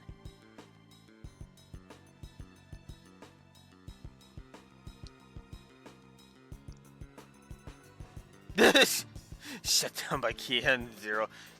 Yeah. I don't even remember that, but yeah. That's what I like to hear. Though if all goes well today, I might not even need to rely on you two. Excuse me for a sec. Hello, Liberal News.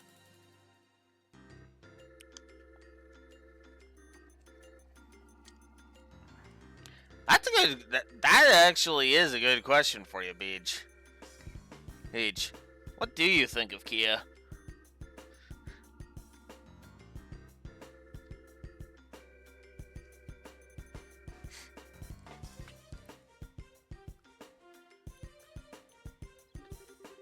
Oh, it's you. I've been waiting for you to call in.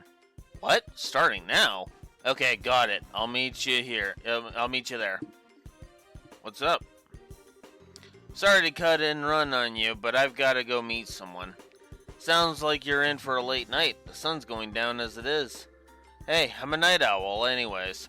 I'm only up during the daytime while the crazy chick is being trained. But hey, no biggie. You kids can just kick back and relax while I'm out. Gotcha. Good luck with your work. You too. Don't screw up tomorrow's match.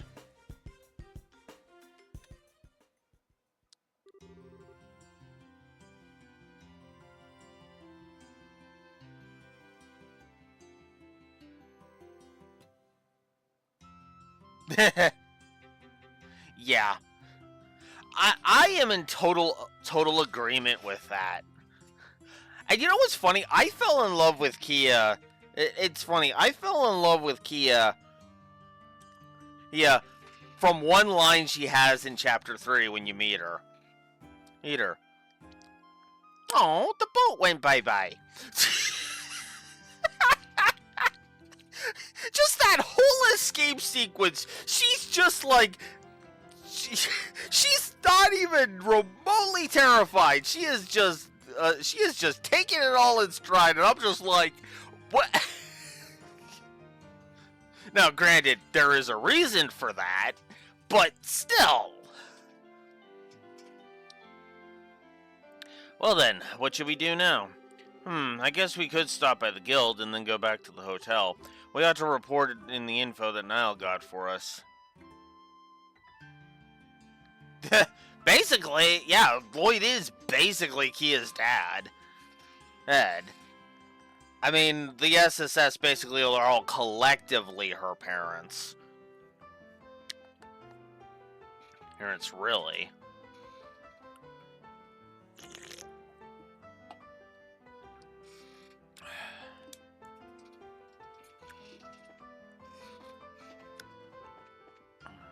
Nice. Okay.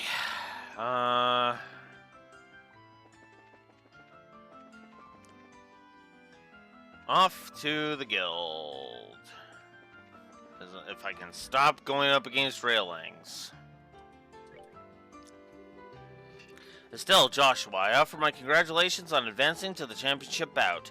It is a shame to hear of Kurt's loss, but I hear it was a very good match. Yeah, it was pretty intense. I wouldn't go patting us on the back just yet, though. We weren't better than Kurt, not by a silk. True, we just got lucky. We had Jin, along with Olivier's gun and magic to cover for our mistakes. They're the only reason we made it as far as we have. You two are very humble, a rare quality these days. By the way, have you learned any more information? Well... Explain.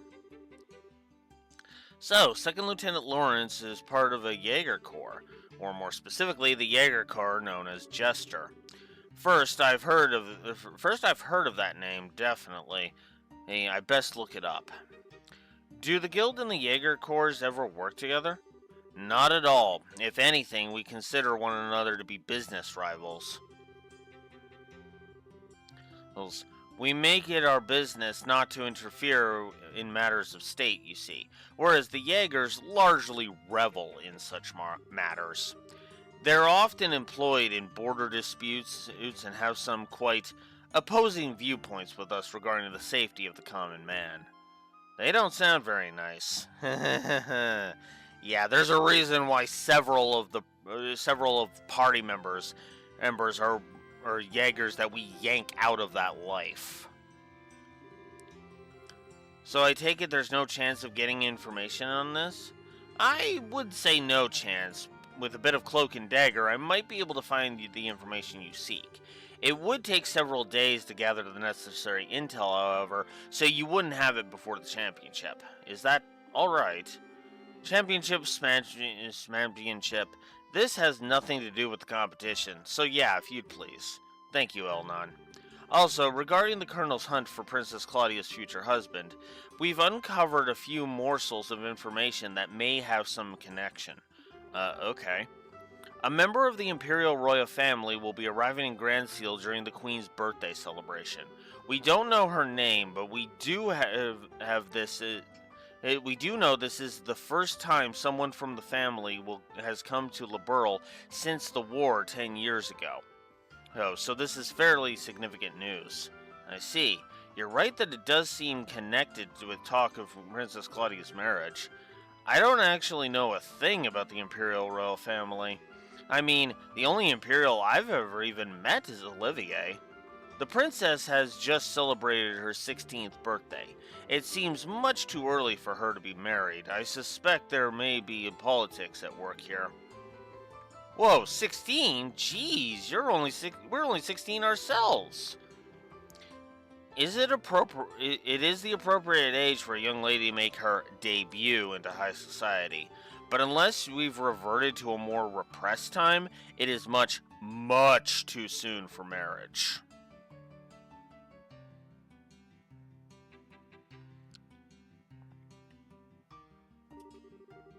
Indeed, as I said, I suspect there is a political motive to this to push for wedlock, and finding that motive will no doubt prove to be a most valuable endeavor.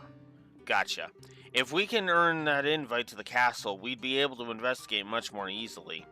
Then we need to secure a win in tomorrow's championship.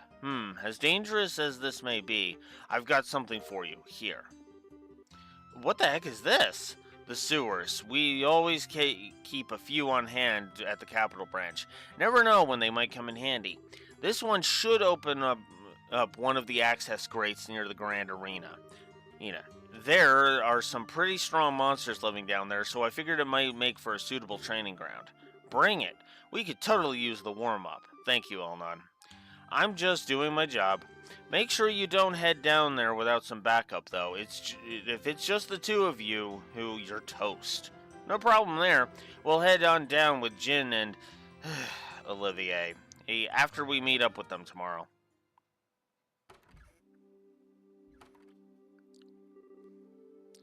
Wow, it's late. We should probably get back to the hotel. Hey, you two. And hey, you two. Oh, sorry. Huh? What's going on? We're on patrol. Nighttime patrols have been increased as part of the counter-terrorism measures, so it's best to avoid going out after 9 o'clock if at all possible. You two should go on home. Don't you think that's a little obnoxious? What if you need to go out after 9 o'clock? It's the higher-ups who make the decisions, miss. Sorry to cause any trouble, but everyone has to abide by the rules. We're trying to be decent folk about this. Please understand. By the way, where is it that you two live? We're staying at the hotel on the North Block. We'll be there for the duration of the martial arts competition. Hold on a second. I could swear I've seen you two somewhere before.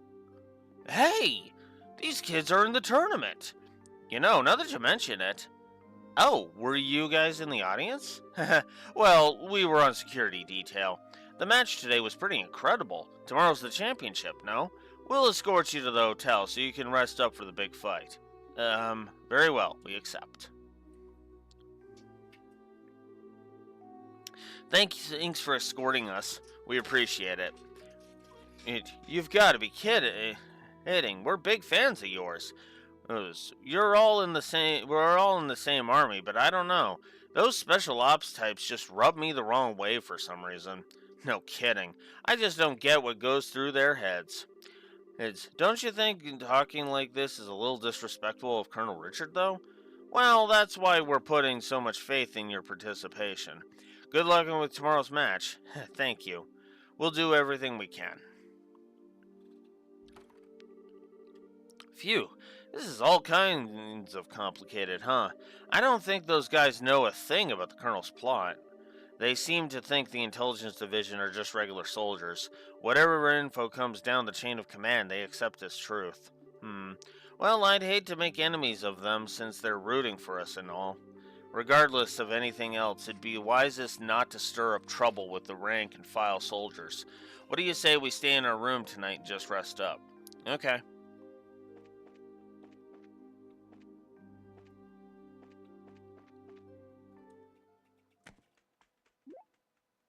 Huh? Did you just hear something? Be on alert when we go inside, and be ready for a fight if things don't look right. Huh? I think we've got a trespasser. There might be explosives set, so be careful. Wait, you're kidding, right? I need you to do exactly as I tell you, no questions. If you'd rather stay out here, that's fine with me. No way! I'm fine. Let's go inside. Alright. Oh. Looks like he got away. But that's strange. I don't get the sense that anyone's been in here. Nor does it feel like there are any traps set. You can seriously tell that kind of thing? I guess this is all that was left behind. What, a letter? What? A letter? Tonight at the stroke of 10, come to the cathedral. Please tell no one of this. And that's it? And what cathedral? That huge church over in the West Block? It's already almost 10 o'clock now. Well, it sure sounds suspicious, but nothing ventured, nothing gained, except negatives to gameplay for this section because Blue Wolf fucking hates it.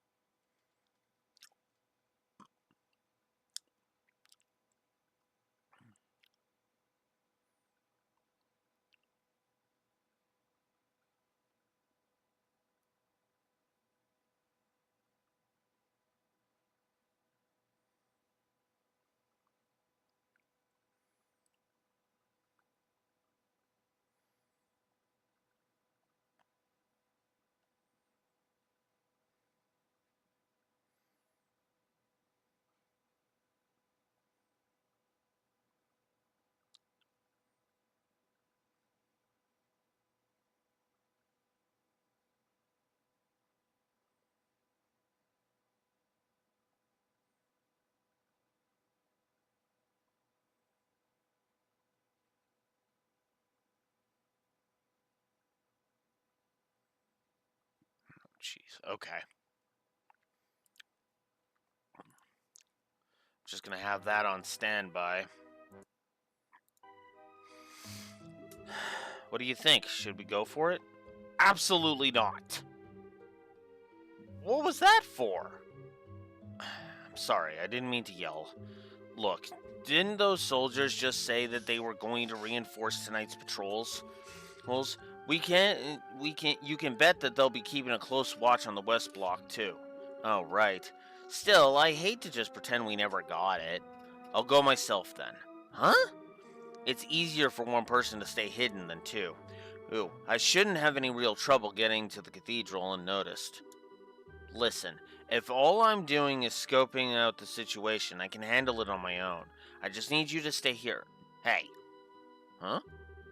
I'm no less a bracer than you are. I can handle myself, and I won't slow you down.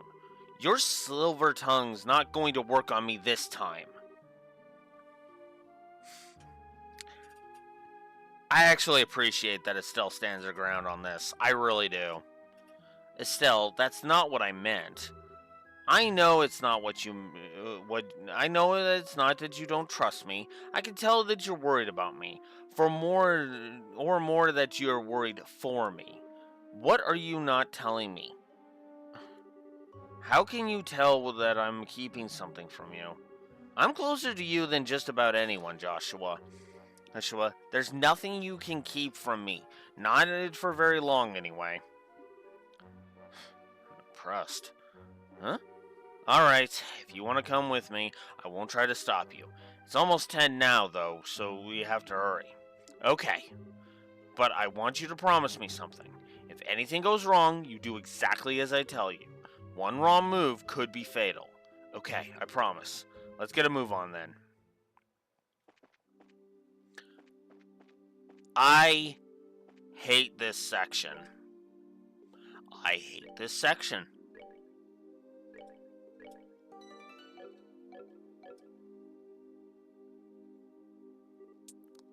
Oh. It looks like they're patrolling. If any of the soldiers spots us, we'll probably get led back to the hotel.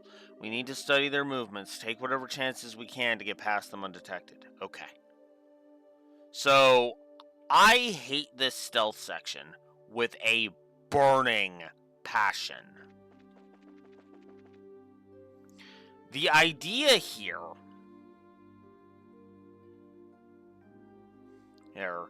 is that you have to go through all of this without getting detected.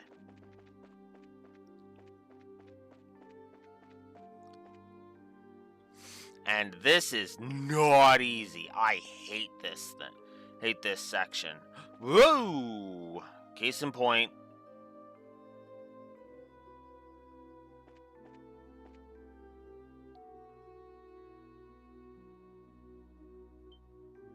Ah, shit. Crap. So, yeah, you get led back here, you get scolded, and then, yeah. You also lose your bonus BP, by the way. So, I am going to save scum this. Because I hate it so damn much. And I'll be honest with you. What keeps this thing from being multiple negatives... Oh, I'm going to have to save. Save here.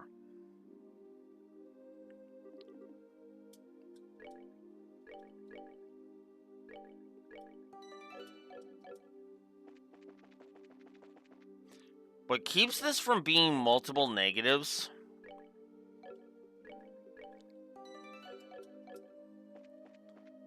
is just the fact that it is actually possible to get past all of this. It's just incredibly annoying.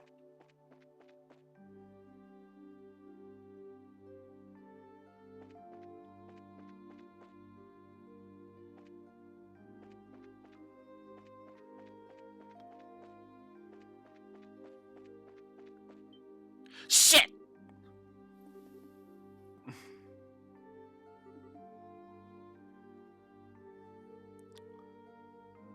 Case in fucking point.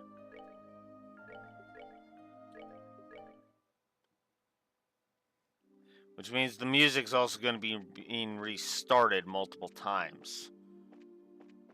By the by.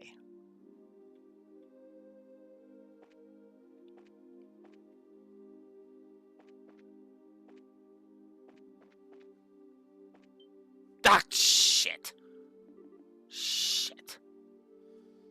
Ugh.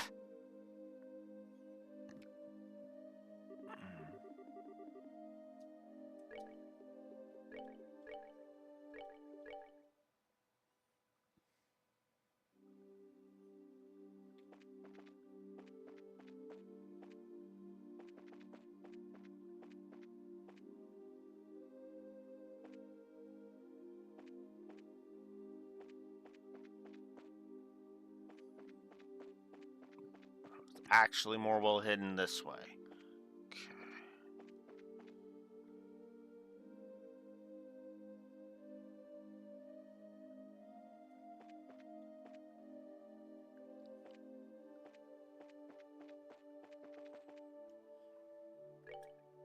Okay, we're now at South Block. God, I fucking hate this stealth section. Fuck.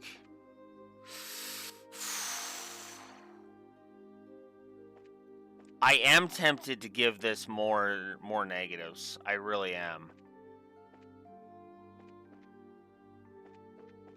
Shit! Damn it. Okay, I was gonna get caught by the dude up there anyway. Oh, yeah, by the way, you get caught once, you're back to square one, for the record.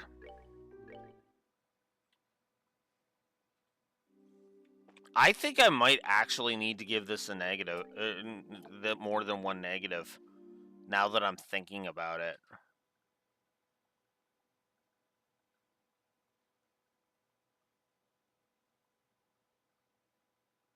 Run for... No, run from there.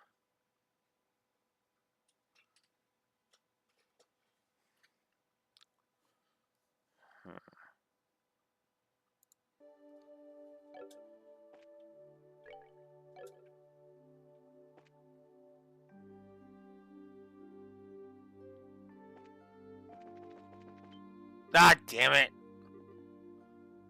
Ugh. I hate this fucking stealth section.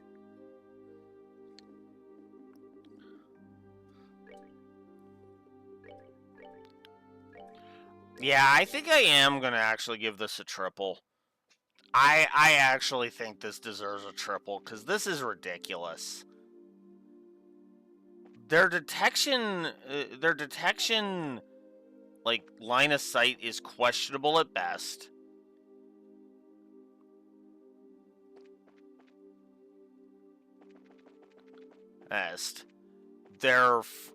It's fucking binary failure. You get caught once you're done, and instantly you're done.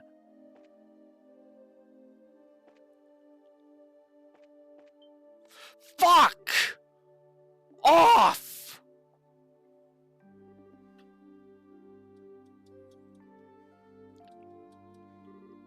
Ugh, I hate this fucking section.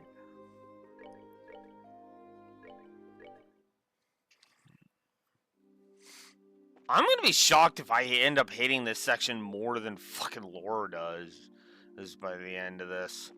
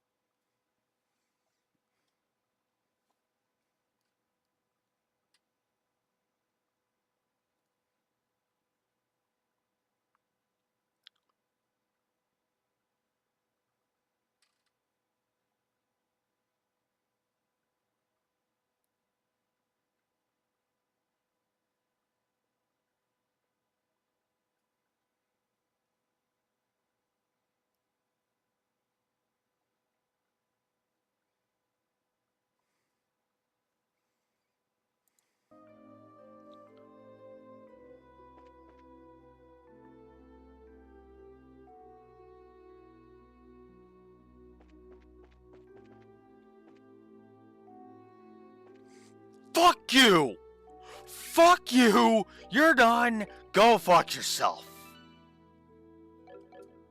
Oh my god, okay. Now.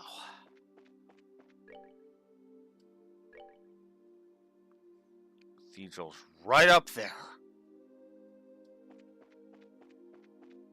Just gotta get past these fucking assholes.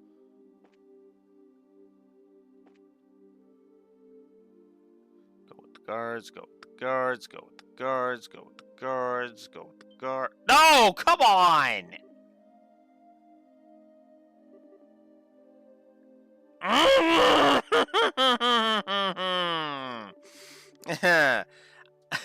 Judging from how I'm reacting, I think you can tell that I agree with you on that one, referee. Fuck this section. Fuck this section so hard. Fuck.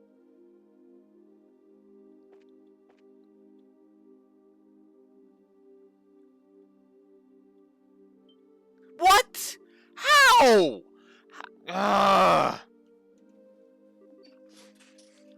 Oh my god, I hate this section so fucking much.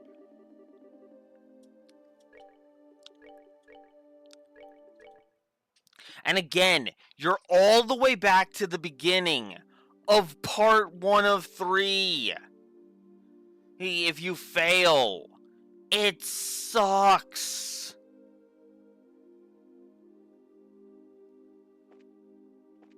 Fuck. I got caught on the train.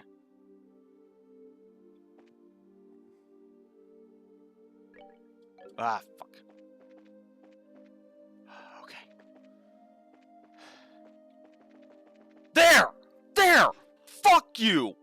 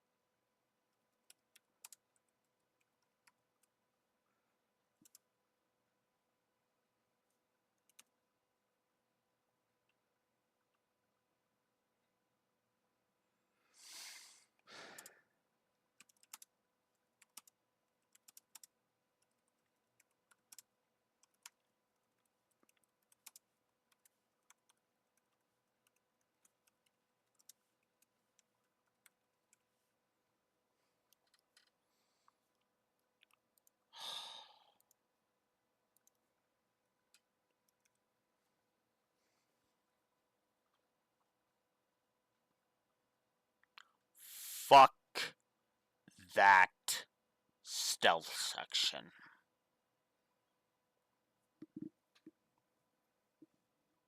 If I am in the frickin' chat, in Lore Runner's frickin' chat, when he goes through this,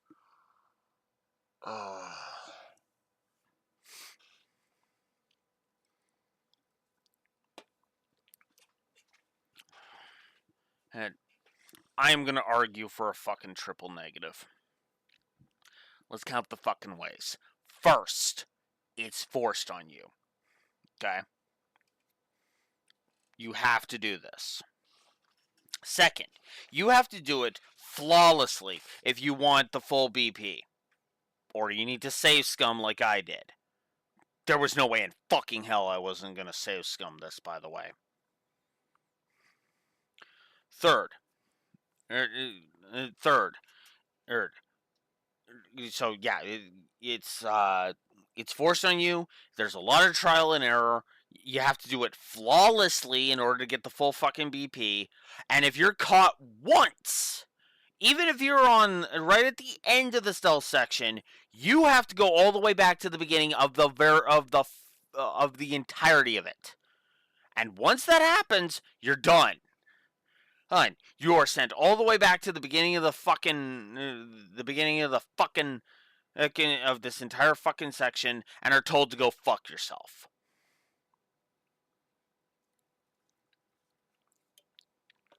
I hate this fucking section so much. Never mind the fact that the borderline, the guard's fucking line of sight borderlines on fucking bullshit a lot of the time. There have been times where there's been a couple of times in Metal Gear Solid, for example, where I feel like the fact that I got spotted was bullshit. They do not compare to how bullshit that is.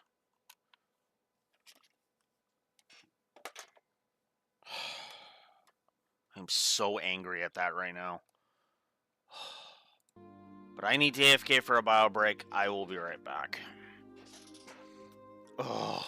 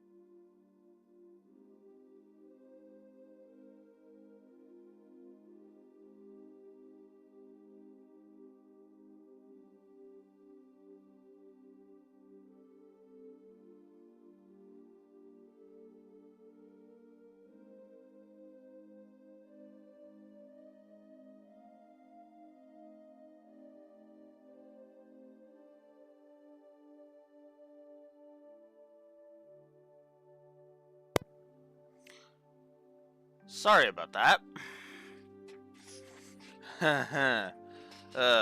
Oof. That was an actual bio break, and that's all I want to say about that.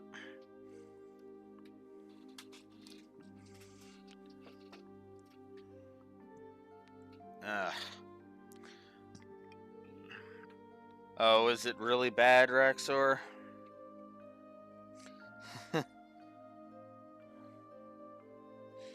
Ugh.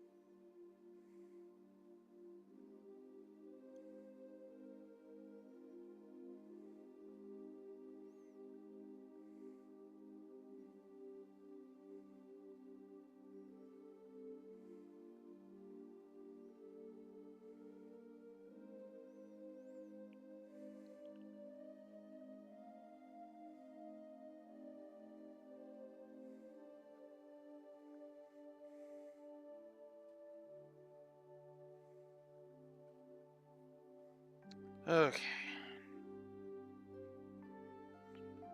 Whew.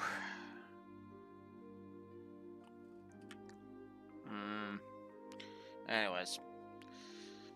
Let's continue. Alright, we made it. Stay focused, Estelle. I'll go in first. Stay close. Okay.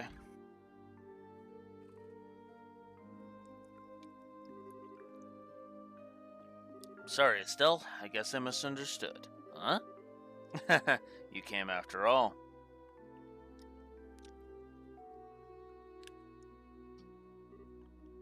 You. Hey, aren't you the nun from before? The one who was attacked on the scenic route? Thank you for what you did back there. I assume you got my message? That letter was yours. But why would you do something so secretive like that just to say thanks? Ah, now I get it. It was her all along. Huh? You're very observant, Joshua. Pardon me, then. Allow me to get more comfortable.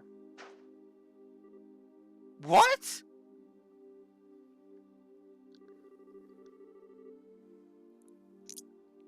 Lieutenant Julius Schwartz, commander of the Royal Guardsmen, at your service. It's been a long time, you two.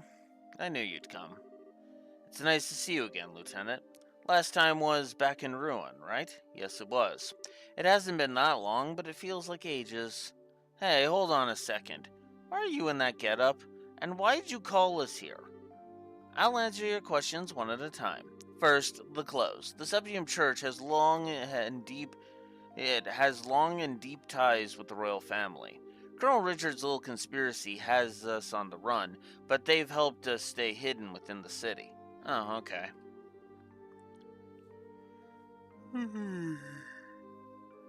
Excuse me.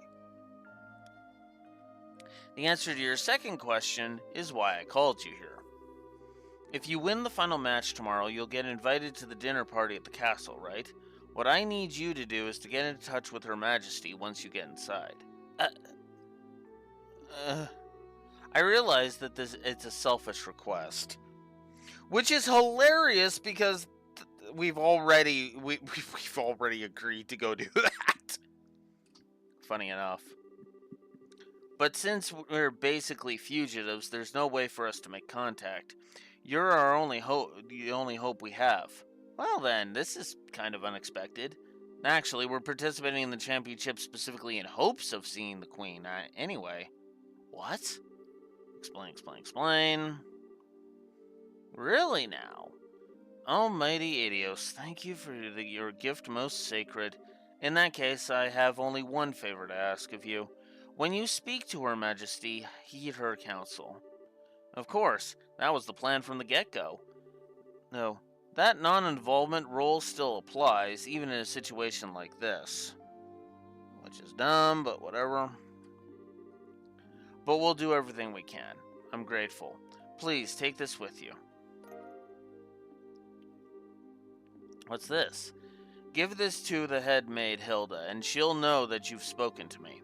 Her Majesty is probably under very heavy guard by the Special Ops men, but you can trust Hilda. With her help, you may be able to speak to Her Majesty. Huh, she sounds like a heck of a lady. Oh, indeed. She's so good that Blue Wolf gave her a positive last time.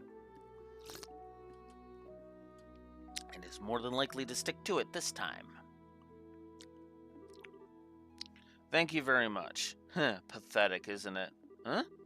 I was deceived, and thereby failed the one I was supposed to protect at all costs. And this happened not long after I swore that I would give my life to safeguard Her Majesty from harm. You can't imagine how helpless I feel having to depend entirely on another's help. You really shouldn't be so hard on yourself. I hate to say this, but there is the chance that we'll lose tomorrow's match. I'm certain you'll do just fine. That Calvardian martial artist is extremely skilled, and you are both the children of Colonel Cassius Bright. You mean you knew our dad too? Oh my god, Estelle!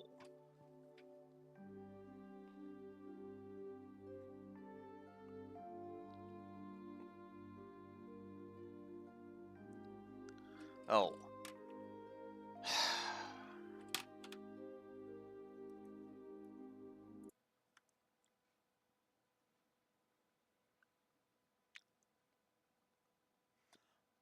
Alright, I know this bugs me and only me, but I am actually getting sick of how many fucking times that shocks her.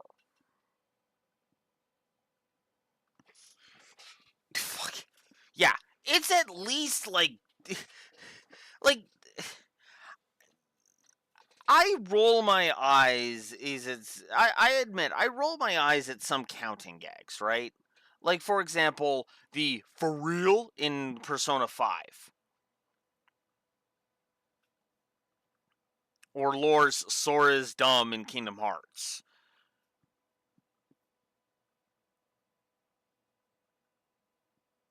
Those ones actually make sense, right? The save counter, the death counter, those make sense.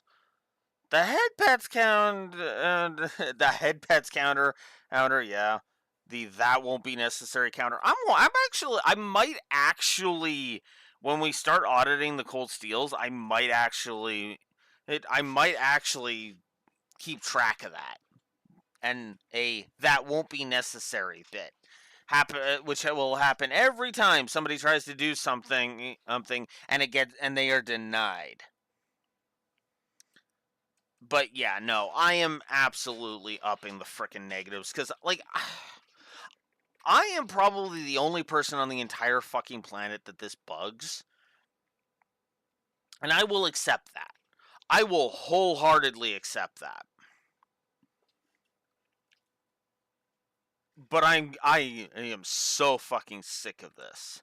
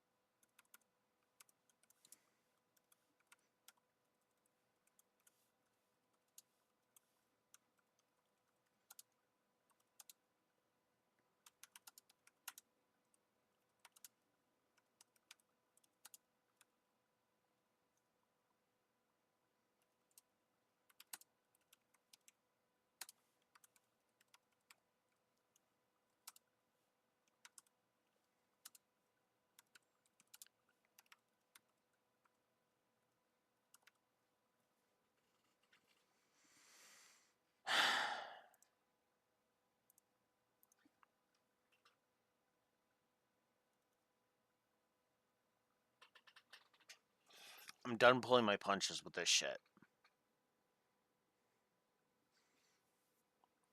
I'm sorry, okay?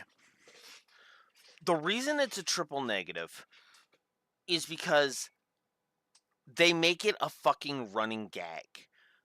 But of all the things to make a running gag out of, Estelle being shocked that people from the military knew her dad, who was in the military, drives me insane. Again, the only reason that past the halfway point of the game Estelle should be shocked about something that is said about her dad is what Major Sid told us at Adeliston Fortress about Cassius being a colonel. Cassius being a colonel actually makes a large degree of sense. Hence, that Estelle would be shocked at that because that is new information.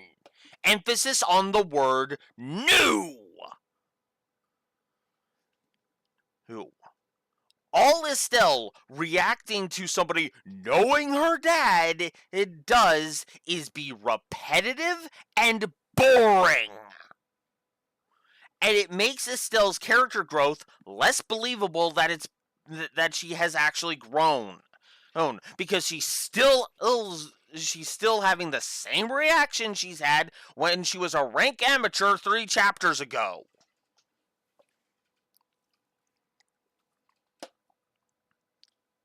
Yeah, it's her fucking catchphrase. Or something. And this is not something that should be her fucking catchphrase. Dad was in the military? Or, you knew my dad? You knew my dad? Should not be her fucking catchphrase. It's...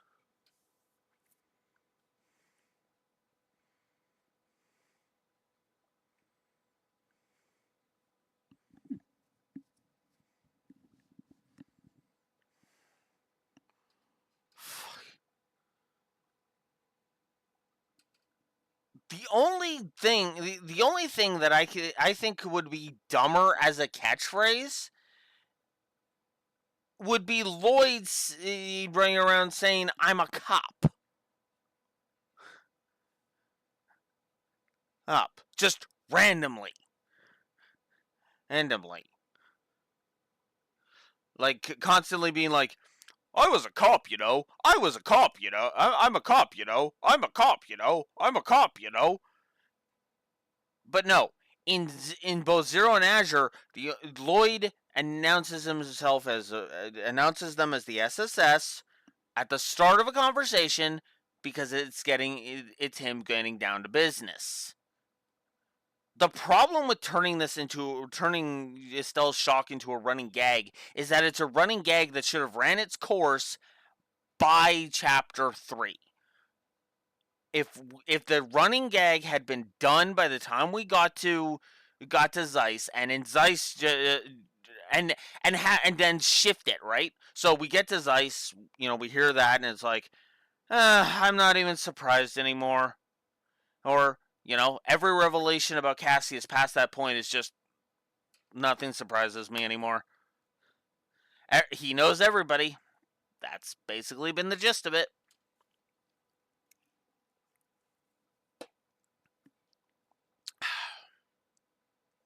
Then I'd be okay with it. But this is just repeating the joke again, making it tired and old and stale. Hell, I would argue that this stupid gag is a week-old donut at this point. It's hard as a rock, it's disgusting, throw it away before I bludgeon you with it.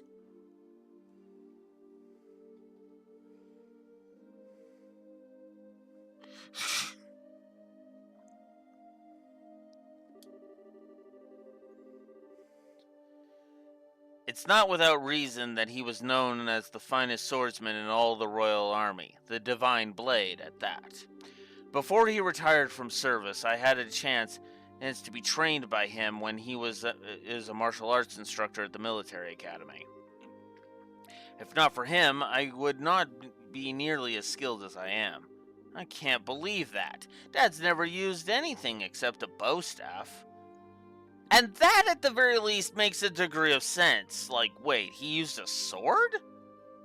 But I've always known him to use a bow staff. I guess he must have given up the sword when he decided to become a bracer. His goal wasn't to kill his enemies. He wanted to improve himself and help those weaker than he. That's why he chose the bow staff as his weapon, or so I imagine. Really? I didn't know that my use of a staff had that kind of significance. I'm sure he hoped that you'd inherit the same kind of mindset. I think he'd be proud of you. Joshua, Colonel Cassius trained both of you. I have all the faith in the world that you will win tomorrow's match. Hearing you say that almost makes me think you're right. We'll put everything we have into it. Pardon us, this is the Grand Seal City Guard. Due to the terrorist threat, we'll now be patrolling the main facilities. I apologize for the lateness of the hour, but do you mind if we have a look inside? Crap! Quite all right, thank you. Just a moment, please, and I'll open the door. There's another door in the back of the ultra room. You can get outside from there. Okay, please be careful.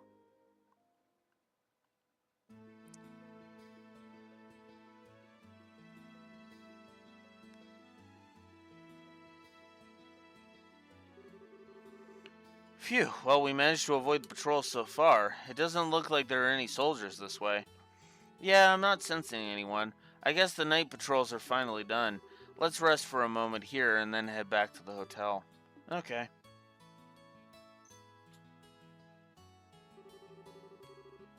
Ugh, so much is going on, it's starting to give me a headache. Ooh, nice.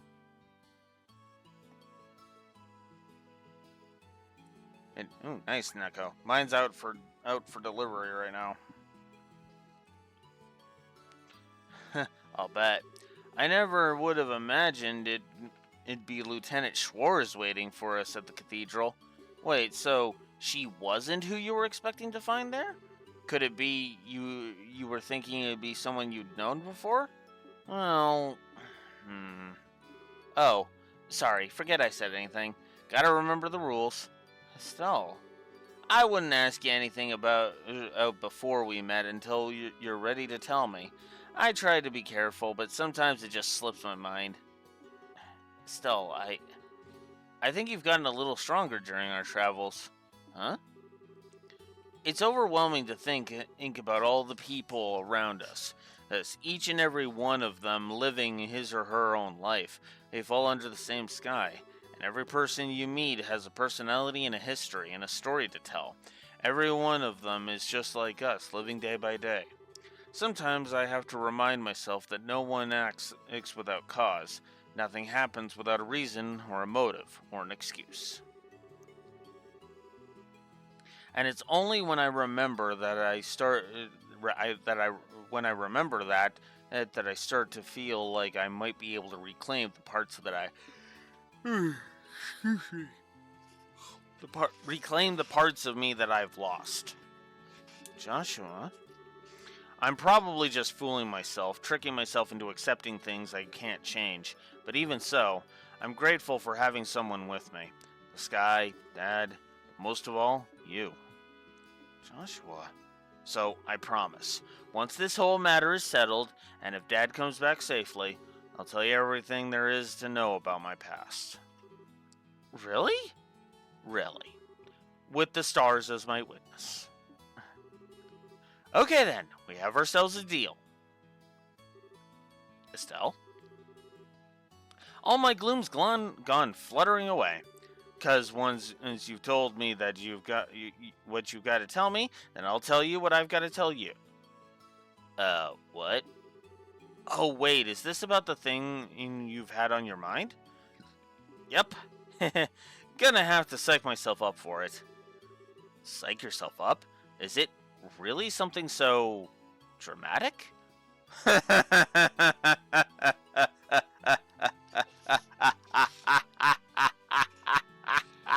Considering the final scene of this game, that's an ironic line from Joshua. Is it really something so dramatic? Oh, trust me, my friend. It's basically right out of a frickin' soap opera. I mean, if it's that important, I really don't mind hearing about it now. Absolutely not. It's a delicate matter, and timing is crucial. Though, I guess the situation does feel kind of right. But still, no dice, not yet. Because I'm not ready.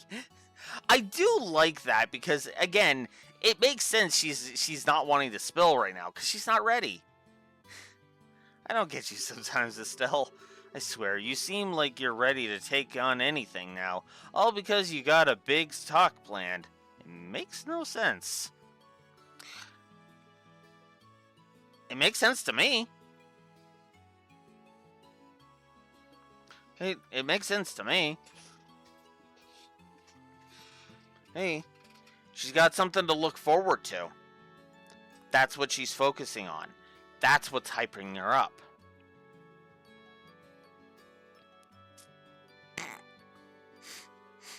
And Net goes off to go stream the Sky One remake.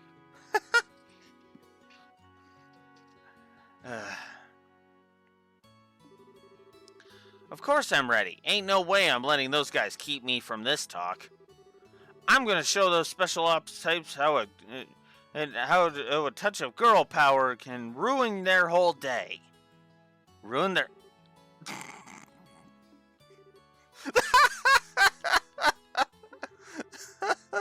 You really are your father's daughter. Hey, what's that supposed to mean? I mean, I would argue that's awesome. That's awesome. Yeah, I would argue that's actually kind of awesome. But, whatever. Anyways. You better not be comparing me to a middle-aged man. Yeah, I guess you're right. Somehow, I think we're going to be just fine tomorrow.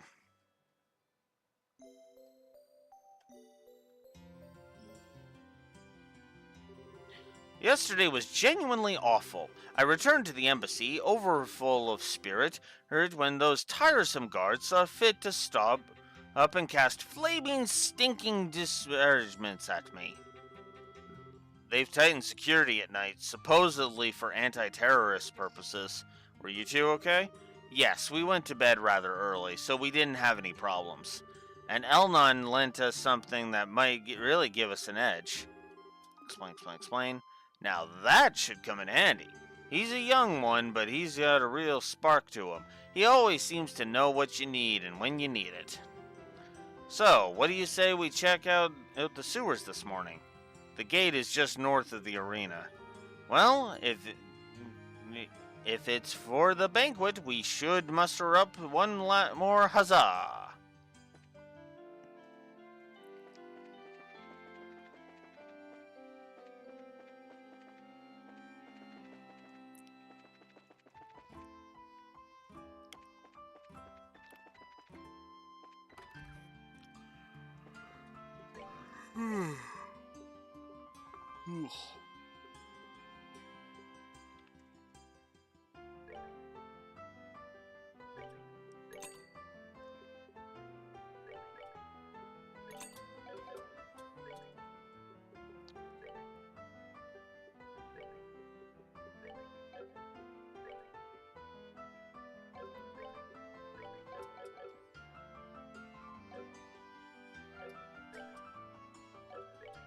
God damn it.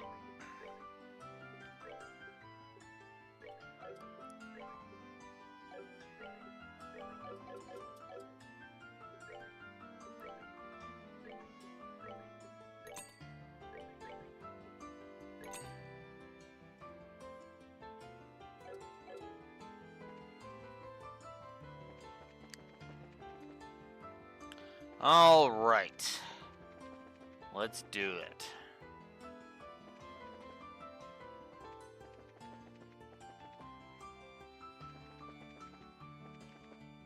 Oh yeah, I missed one of the Carnelia chapters too. Ugh.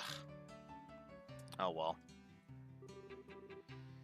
Welcome everyone to the Grand Arena. Please note that tournament participants are asked to remain in the arena until all the day's matches. Bring it on. And it's the same fucking dialogue over and over again. Looks like it's just us in here. This waiting room feels awfully big right now. Well, it is. It actually is pretty big. A pretty big room. Team sports, hertz events, and circuses alike used to be held here.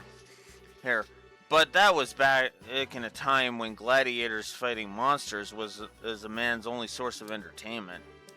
Interesting. I guess that would explain the size, as if there were circus animals in here.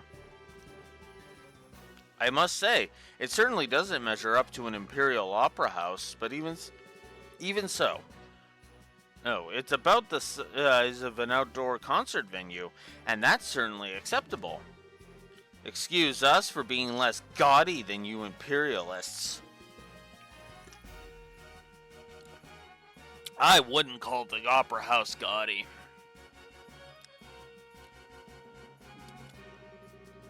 I think we may have gotten here a little too early, though. We still got a sizable chunk of time before the match starts. Really? Waiting around for your match to start really does get it kind of boring.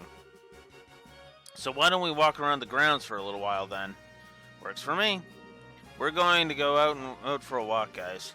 Sure, just make sure you're here in time for the match. Well, what new turn of events is this? I thought for sure that you'd go with them. I get the feeling that something changed between the two of them. Some type of step forward. Hello, Mr. Observant. They've definitely been feeling some pressure from the matches, but today they seem a lot more relaxed. Oh, to be that young again, huh? But are they ready for the feelings that well up from within them? Even if they are not, the feelings are surely ready for them. Such delightful awkwardness. I look forward to what comes of it. I really just don't get you. Something wrong? Are you feeling alright? I'm okay, I just got the chills all of a sudden. Like someone is talking about us or plotting something. I think I can guess who that is.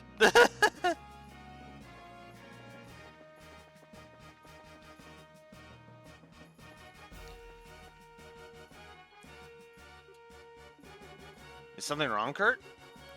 Oh, it's you guys. I guess it's time for the final match. Give it all you got, okay? You bet.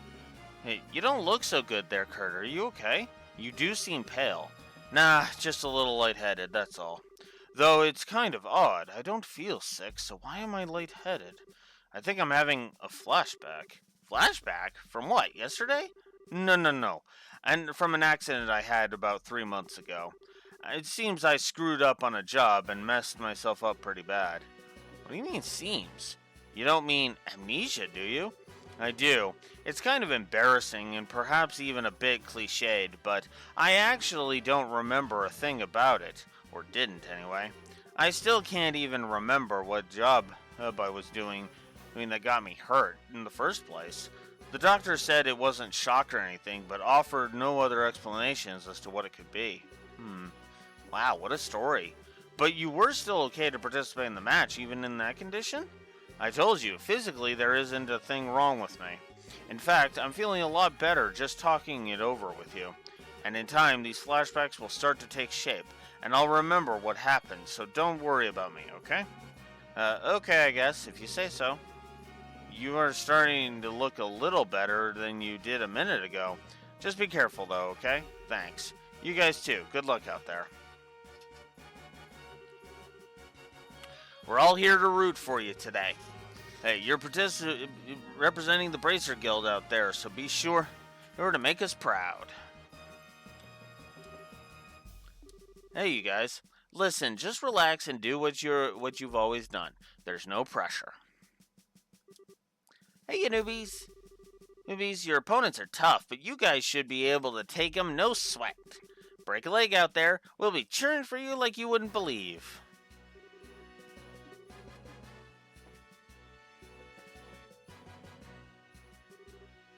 Hey, Estelle! You did it! The final fight! It's so exciting! Why are you dragging the words out? Deep breaths, Dorothy. Come on now, do it with me. If you don't relax and keep yourself still and focused, you won't be able to get any good shots. Oh, don't worry about that. I take my best pictures when I'm all hyped up like this. They're more natural, you see. Oh, I guess they would be? Dorothy, I think you're some kind of savant or something.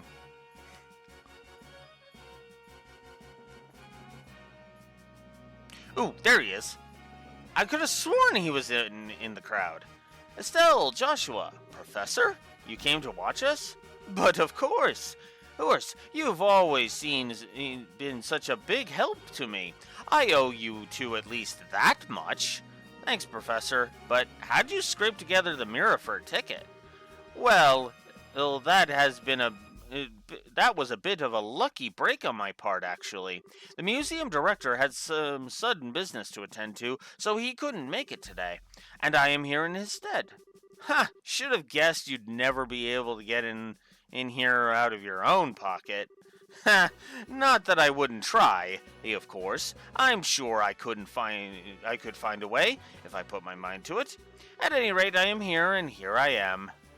And I'll be shouting your names for sure. Knock 'em dead, you two. You bet we will. Thank you, Professor.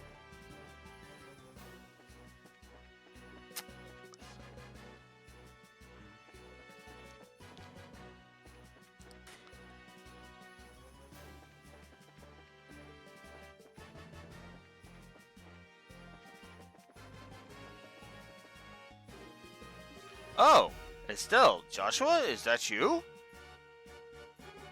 Mayor Klaus, what brings you here? It's good to see you both again. And Scheherazade told me that you'd gone traveling all over the kingdom. You've certainly grown up nicely in the time since you last met. Thank you very much. Well, I can't speak for myself, really, but you certainly seem as chipper as ever, Mr. Mayor. It's kind of refreshing to see. Haha, well, I won't let you young folk beat me just yet. So, I hear you two made it all the way to the championship in this big martial arts competition. I may be a little old for such things, but I came to watch. You came all the way from Roland for that? No. Actually, I got an invitation out of the blue to a dinner party at Grand Seal Castle. I only arrived in Grand Seal this morning, came by way of airliner. No way. I think I get it. The invitation came from Duke Dushtanan, right? Oh, you know of it? I was originally planning to attend a birth ceremony only for this married couple and then journey here. But this lady officer approached me out of nowhere and told me that I was invited to this dinner party. One guess as to who that was? Yeah, it had to be Captain Amalthea. Sadly, my wife's just not much of the traveling sort, so I didn't have much choice but to come here by myself. She's not here? Pardon me, Mr. Mayor. There's a chance that we may also be attending that dinner party. Oh? Explain. I see. Well, that explains it. It hardly seems appropriate to call for a dinner party when Her Majesty is taken ill, but if you two will be there, I might not feel quite so awkward. So, that just means that you'll have to try that much harder to win. You bet. We'll try our best to meet your expectations. I think I'm going to find myself a seat then. Best of luck to both of you. I can't believe he's going to be at the dinner party, too. You think Mayor Maybell will be there as well? It seems likely. There will probably be a lot of influential people in attendance. Well. We just need to focus on winning our match, and then we'll see everyone there. Sounds good. Speaking of which, it's almost time. Let's return to the waiting room. Okay.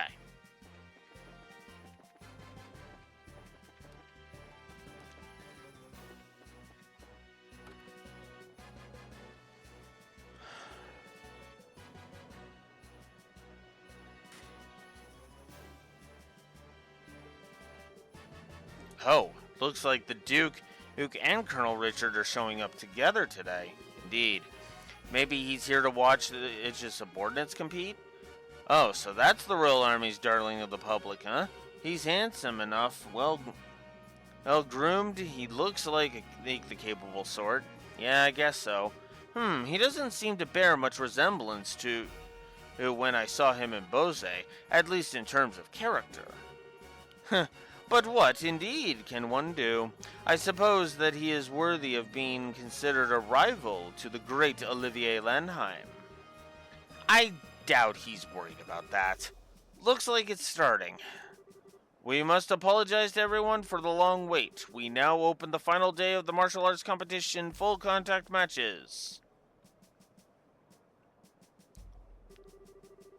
The arena has been abuzz with preparations and fighting for the better part of a week now. And it all culminates right here, right now. Which team will seize the ultimate victory this day? Without further ado, I present the fight card for the championship match. Southside, blue team. Team from the Cavalry Republic, captain is Jin. Northside, red team from the Royal Army Intelligence Division Special Forces, captain is 2nd Lieutenant Lawrence. Alright, we're up, finally. I trust everyone is ready to put everything into this. For tears or for laughter, this is it. Oh.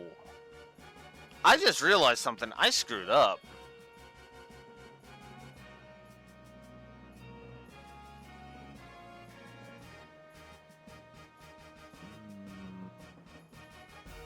Do I?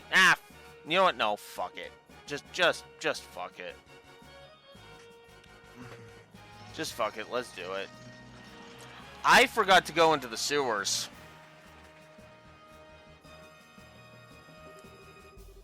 I forgot to go slay that monster.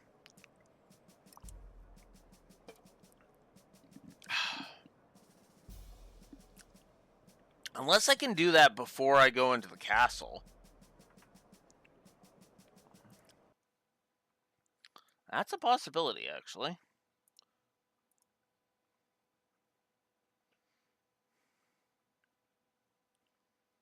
Sewer Monster East.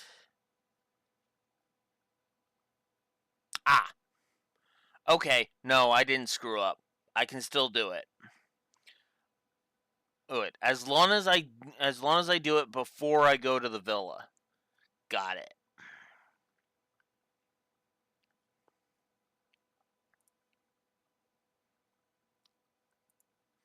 Never mind. I didn't screw up. Everyone we fought so far has been as tough as tapioca. That and half this team is a pair of rookies. I doubt they'll be able to stand up to us. Don't be so sure. Both of them are part of the Bracer Guild. Indeed. We've been reading up on them. Good. Now stay focused and don't underestimate them. Yes, sir. Yes, sir. Okay. Hey, what are those guys grousing about over there? Just let them be, Estelle. If they're covering their faces like that, I can't imagine they have much in the way of self-confidence. Since they lack my dazzling good looks, there's probably a lot of sniping and backbiting in their ranks. What the hell's that supposed to mean? I'll have you know I'm considered very attractive to women. 2nd Lieutenant Lawrence, right? What is it, boy? Joshua? That's sword technique. Yeah, no, never mind. Best of luck. And to you. Eh? Hey, don't let their talk get you all depressed. We're about to start. We now begin the final match of the martial arts competition. Both teams to your starting positions. Adios be with you. Ready? Begin! Final match. By the way, I love this fight song.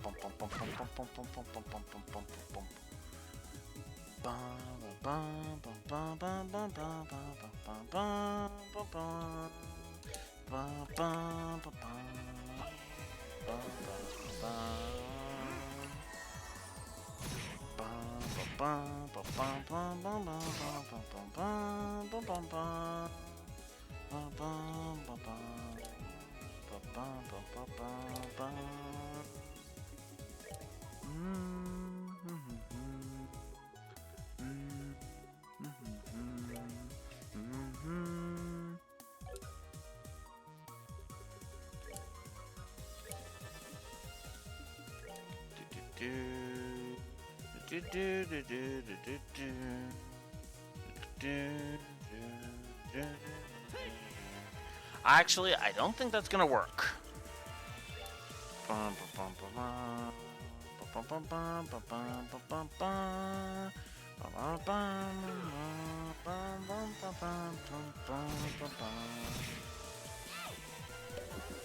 Holy crap, it actually worked? What? Excuse me?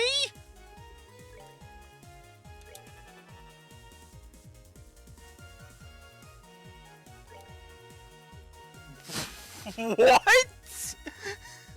That works? Okay, no, he is not trying. He is not trying. You cannot convince me he's trying.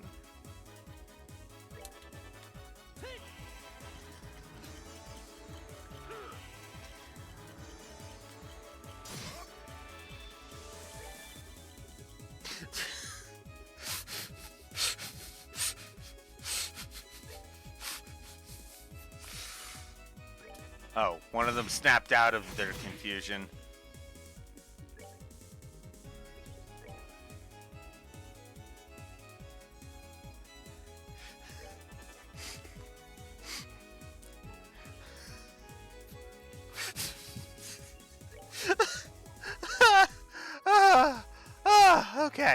Okay, calm down, Alex, calm down. Maybe funny as fuck, but seriously, calm down.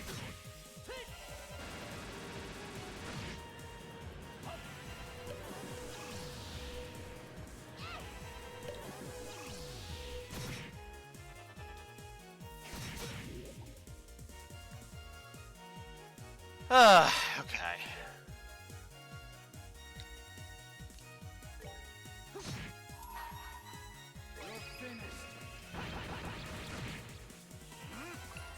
Ah!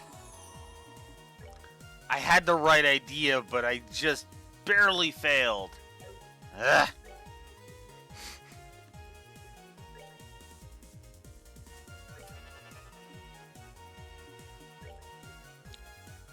Oh, and he's got all my powerful healing spells.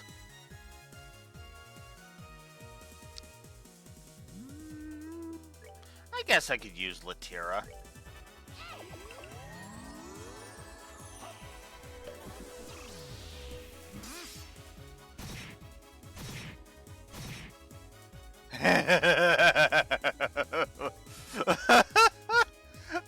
This is so stupid. This is so stupid. But it's awesome at the same time.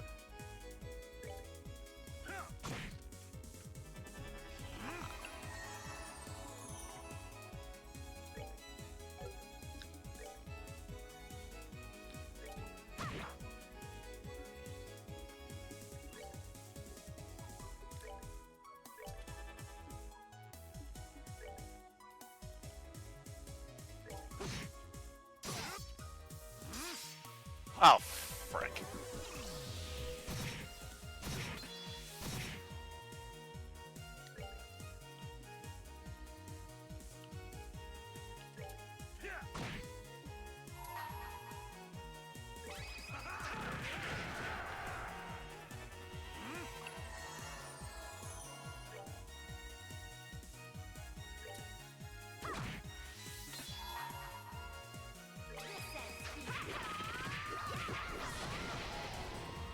Yes!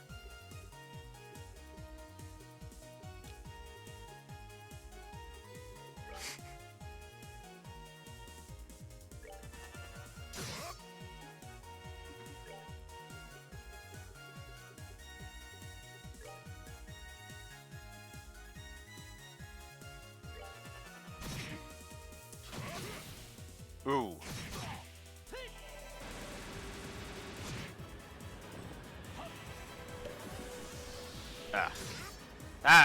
That time it was resisted.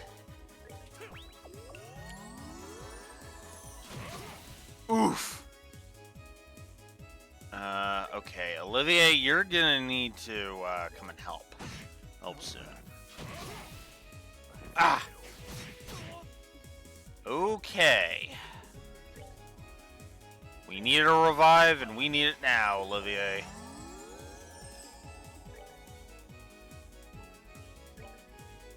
We're good to go. We're finished. Not bad.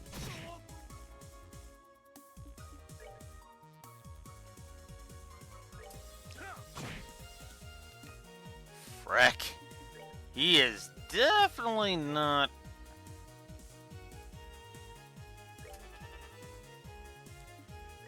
playing around. Oh! That's gonna fail because he's under guard. Shit! That's bad. Sully Rose. Where are you, Joshua? There you are. Get up. Oh, you dick!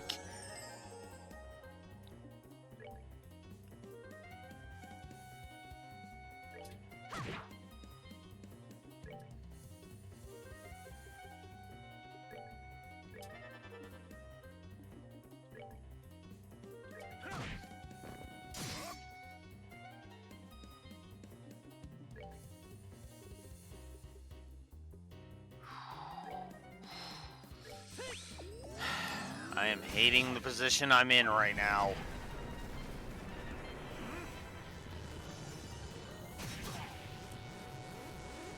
I'm hating it with a burning passion.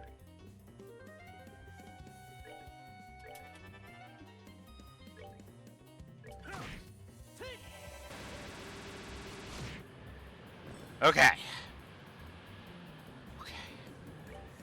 Okay. Jin, have some chicken. Olivier, we need a Latira, and we need it right now. Crap!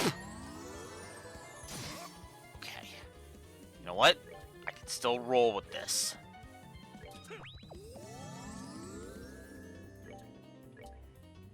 We're good to go. Okay.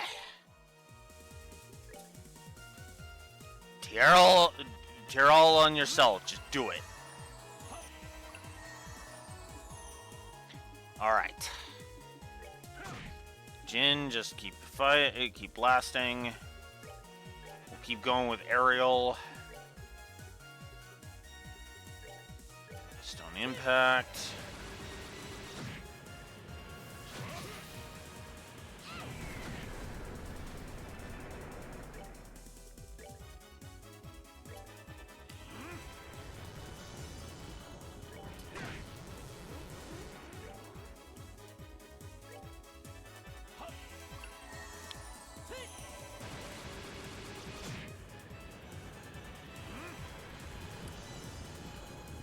Definitely gonna have a hard time with this.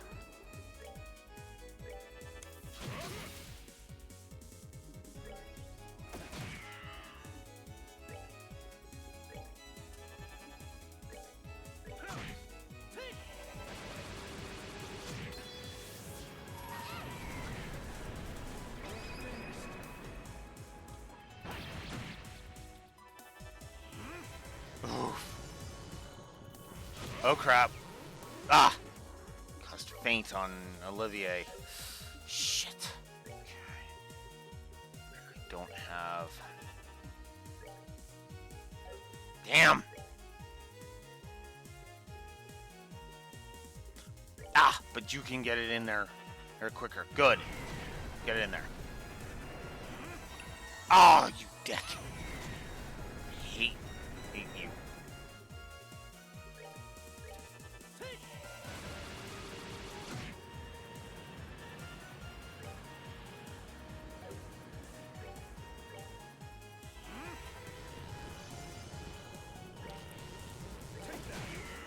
Get that out of there.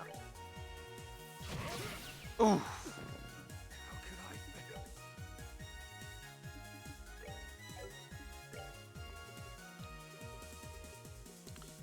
Sully Rose, go.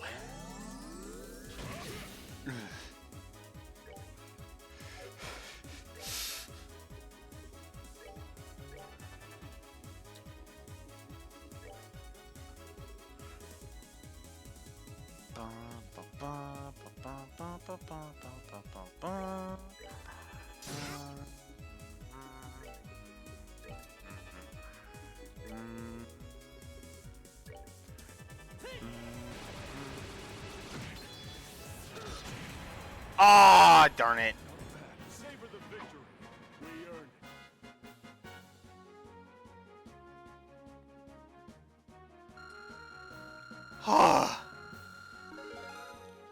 it. That was a challenging fight. Good, but challenging. Okay. Let's check my document, shall we?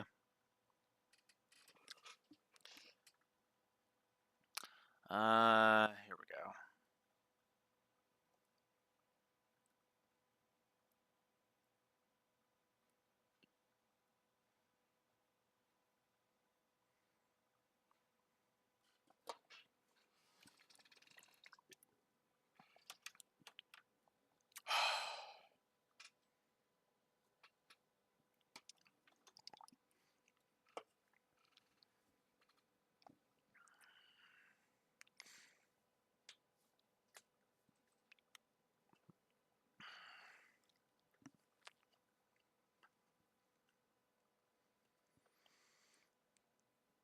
Whew. Okay. Cool. I think I'll stick to the 1 for that fight.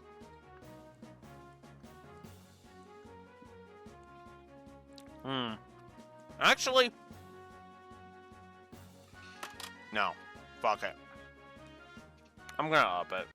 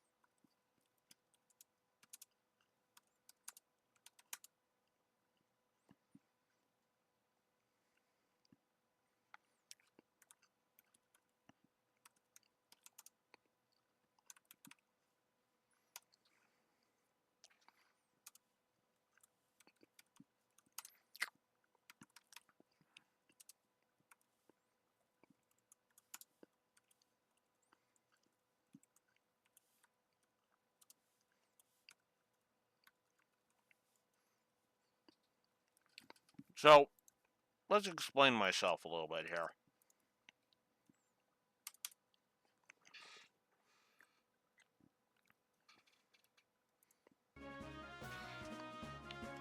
That fight is exactly what I mean when I say not cheap. Which is funny because I actually gave Kurt's fight a triple for this exact same reason. There is no cheapness to the fight.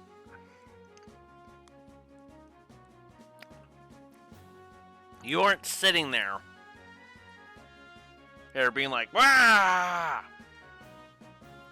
Ah, God damn it, will you stop kicking me in the balls?" They fought incredibly fair.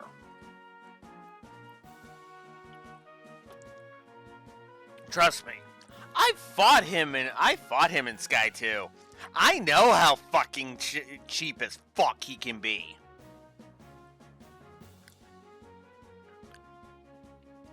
This was him playing fair. Extremely fair. And I kind of like that.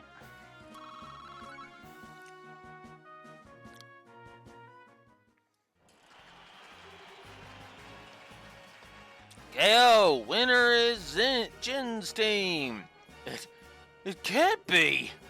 We're the best of the Special Ops has to offer. How could we lose? Ah, we're beaten? Woohoo! We won! We really won! And I'm exhausted. To be fair, Olivier! To be fair! Holy crap!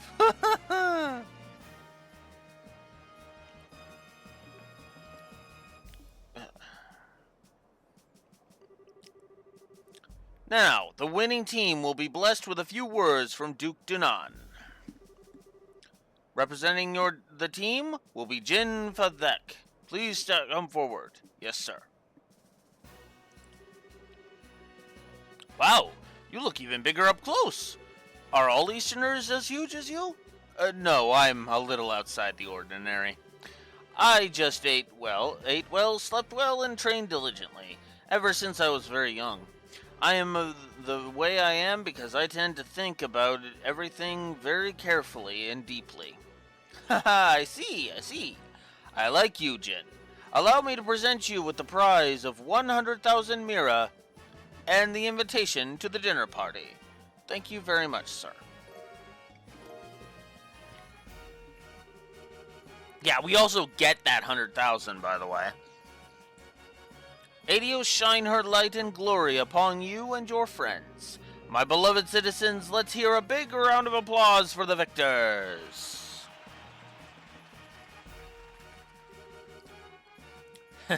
An interesting conclusion, I'd say. Lieutenant Lawrence, you truly have no shame. His Excellency must surely be ashamed to see his men beaten by such rabble. Was that all that posturing just for show? I am indeed shamed. Come now, Amalthea, you needn't criticize him so. Truth be told, I myself asked Lawrence to hold back. What?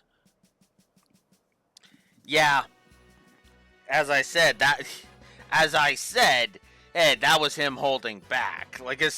And he definitely held back. Like, as soon as Chaos Brand was working on him, I was like, yeah, no, he's holding back. He's holding back. It would behoove any member of the Intelligence Division not to put all of his strengths on display. And in this instance, it works to our benefit that the others win the championship. I see.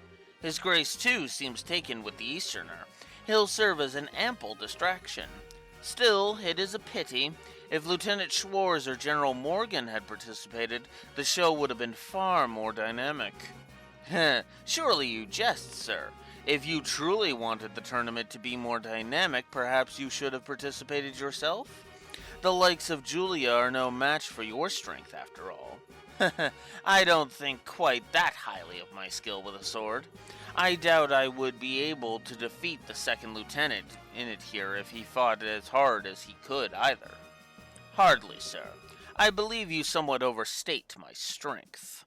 As far as the audience is concerned. Wahahaha. I'm nothing but an unrefined former Jaeger in a soldier's uniform. I beg to differ. I have confidence in my ability to judge the strength of others. And about the only person I could see being able to fight you on equal terms would be him. Speaking of whom, his children will shortly be entering Grand Seal Castle. Shouldn't we be taking some sort of steps to deal with them? Leave them be. We'll honor the arrangement with the Duke. And besides, it's far too late for the Bracer Guild to cause us any real trouble. But sir, Lawrence, how far along would you gauge the plan's progress? About just over 90%, sir. I am certain I will be able to guide you to our destination within the next few days. Excellent. A new dawn fast approaches for this kingdom, and even if I must endure the stigma of treason, I shall pave the way for the glorious morrow.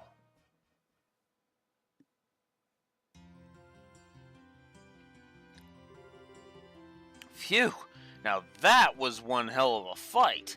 I had no clue that Lieutenant Lawrence was so frickin' strong. Yes, I think we got lucky. Even now, it's hard to believe. I don't like it. Huh? It's nothing. More importantly, that fancy shindig is supposed to be happening tonight. From what I understand, it's going to run late into the night, so they're setting up rooms for us. Ah, most generous of them. Rubbing shoulders with all of those stuffed shirts is sure to chafe in the worst way in uncomfortable places. But dining? Liberal royal dining? Meaning the very prospect of such decadence. Look at me, my mouth can barely contain itself. Where is my handkerchief? Ah, it's getting on your... Ah, gross! It's good to see that you haven't lost your sense of perspective, Olivier. Ha ha ha, indeed. Let us be off then. Off to gorge our souls upon the 7 courses of courtly affection. Oh, that's the plan, is it? Well, well, fancy meeting you here. You son of a bitch. Now, oh, Mueller, you shouldn't talk that way about... You shouldn't talk that way about the Emperor's love interest. You wander all over the place every damn day and leave me wondering what the hell you're up to. Have you gone completely mad? What possessed you to participate in a martial arts competition? Oh, come now, my dear Mueller. There's no need to crease your lovely face with such an ill-tempered expression. After all, is it not true that good fortune comes to those who favor those around them with a smile? I am smiling. Is it just me, or do you recognize that uniform? Yeah, it looks like Imperial military to me. It looks like he could be a tough one and to take on in a fight, too. I don't believe we've met. My name is Mueller. I was just recently appointed as the resident military officer at the Airbonian Embassy. I've known this whack job for a very long time. One might even call us schoolyard chums. Fret not over his dark demeanor. Without it, his presence would light up the room the way it does. Okay, you really need to shut up now. Right. Ahem. Now, where was I? From the looks of things, this fellow has caused you some trouble. As a representative of the Airbonian Embassy, I sincerely apologize. Oh, it's okay. He hasn't really been a bother. Actually, he was a big help to us in this tournament. Olivier? Did you deliberately try to keep your participation in the tournament a secret from the embassy? Oh, perish the thought. No, rather I simply never told them. How is that any different from hiding it?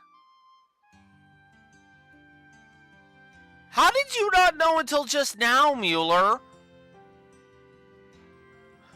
Mueller? Like, I'm sorry, but, like, how did you not know?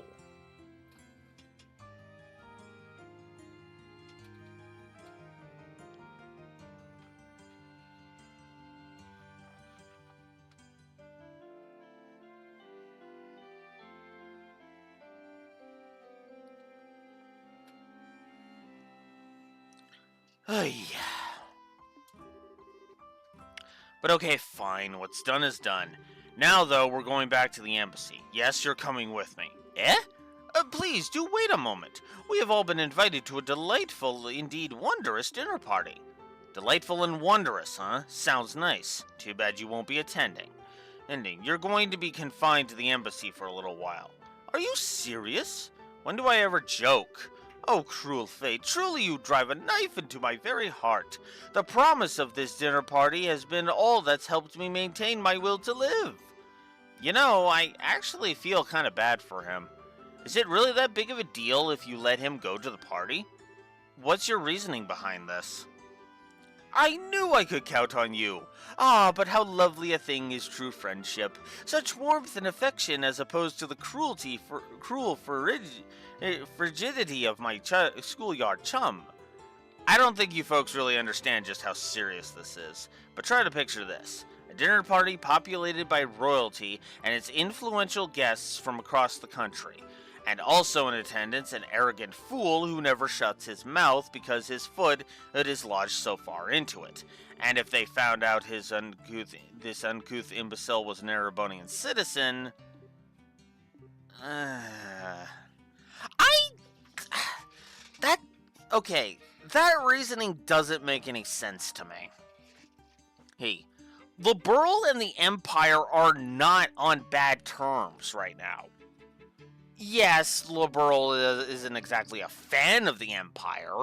Most countries aren't a fan of Bonia throughout the entire series.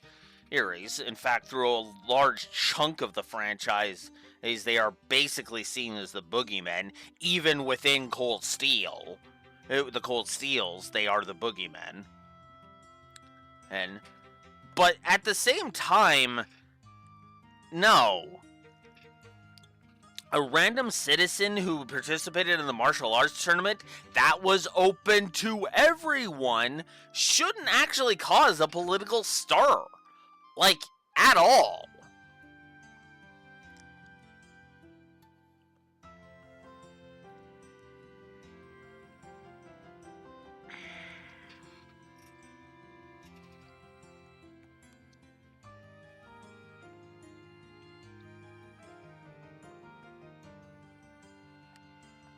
I can't believe I'm saying this.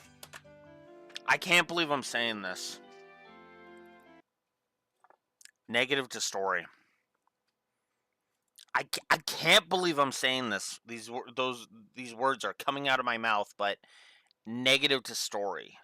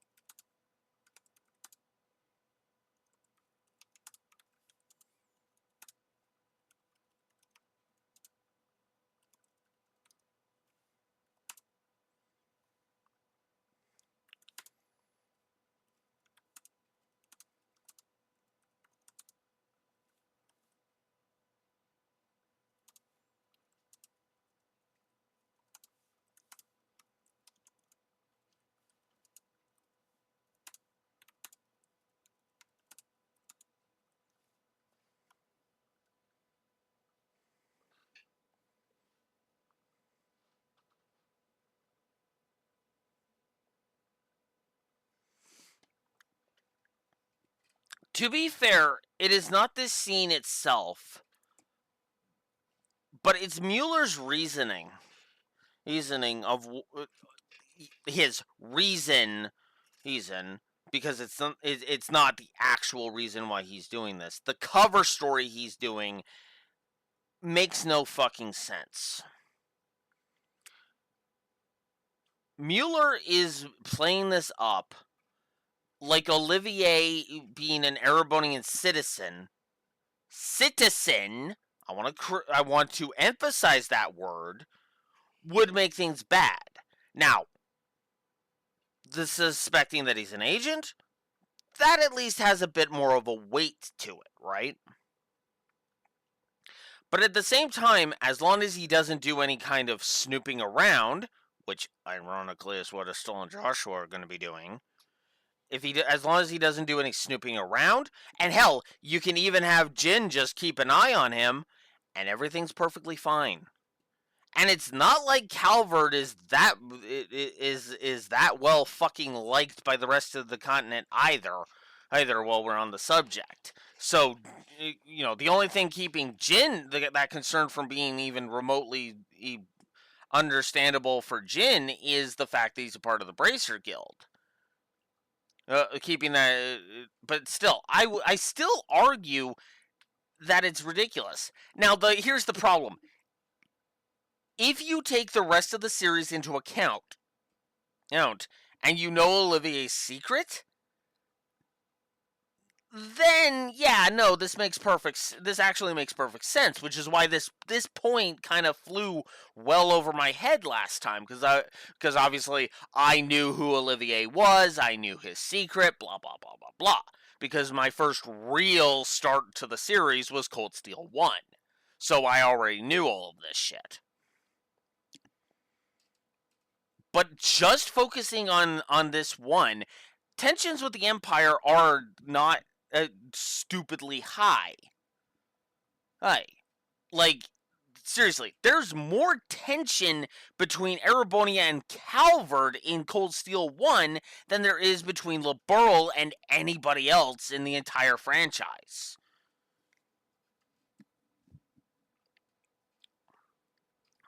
You know? I really don't get this, because they're treating it like it would be a political disaster if Olivier just was like they're acting like it would be a crime to say that the queen is beautiful or something. Is basically the way they're playing it up, because that's basically the worst that would happen. Yeah, and again, that's why I say his cover story sucks. He could have come up with a half a dozen fucking reasons. But no, he jumps on that? And yeah, geopolitics make no sense at the best of times. You're right. I feel like his reasoning. Okay, you want an alternative? I'll give you an alternative. Here's what Mueller should have said. Okay, you ready for this? All right, let me put it to you this way. So a loudmouth who is the talks about loving beauty and everything. I mean, now imagine he gets coaxed into sweet talked and coaxed into helping. Helping out, say, Duke Dunan with something, and agrees to something that he shouldn't, right? Or does something that he shouldn't because he couldn't stand the Duke or something, right? Imagine if this loudmouth, who can't keep his mouth shut half the time, were to make a comment that gets misinterpreted by Duke Dunan. What would happen then? And then imagine what would happen if it was then found out that he was an Erebonian citizen.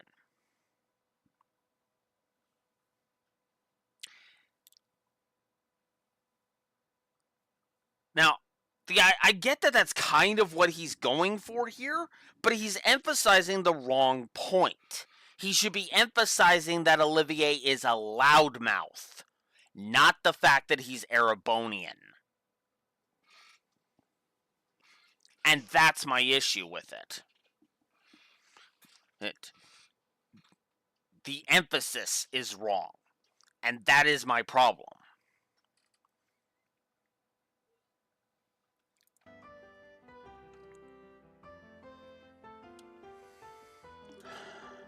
My beautiful and gracious comrades, why have you suddenly fallen so silent? I'm sorry, Olivier, but he kind of has a point. No, he doesn't. If he had worded that differently, he would have had a point. He worded it wrong. He doesn't. His point is not as strong as you think it is. Yeah, your usual behavior might not be appreciated in the royal castle. True. We wouldn't want to start an international. Again, they are emphasizing the correct thing. What? You would turn on me so easily? The war only ended 10 years ago. Relations between our countries can still be strained at times. I would argue they're not that strained. Like, literally, it would actually take, I don't know, some tanks rolling up to Hakan Gate for the tensions to get to a critical point, I would argue.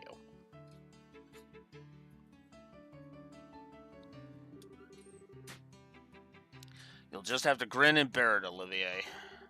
Please, Mueller, hear me out. I'm sorry that I didn't say anything before, This isn't a debate. My dinner party! My royal cuisine! No, Estelle. No, it fucking isn't. Not by a long shot, if you ask me. Not even remotely. Especially considering there are ways to circumvent this. Especially considering Douche Dunan is taken with Jin. You can literally use that to sidestep any political issues that happen.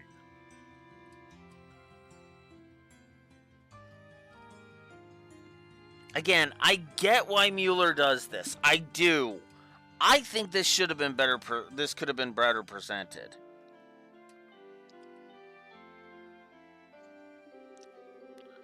I can't say I really like it, but the facts are the facts. Well, there's nothing much we can do about it now. We'll just have to enjoy ourselves twice as much in order to make up for him not being there able to enjoy it. Oh well, I guess you're right. Let us get our stuff together and go to Grand Seal Castle, then.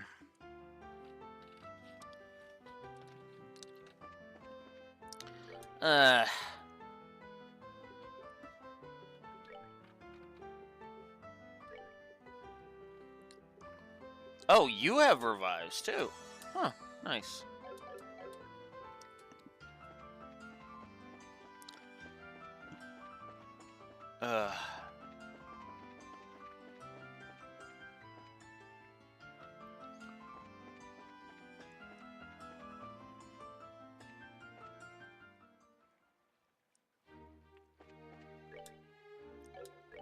Okay. I'm gonna get a safety save in, just in case something goes wrong.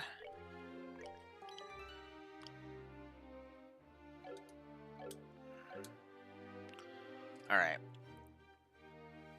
I hate to do it, but I need to AFK for another bio break. I'll be right back. Hopefully not as long as last time.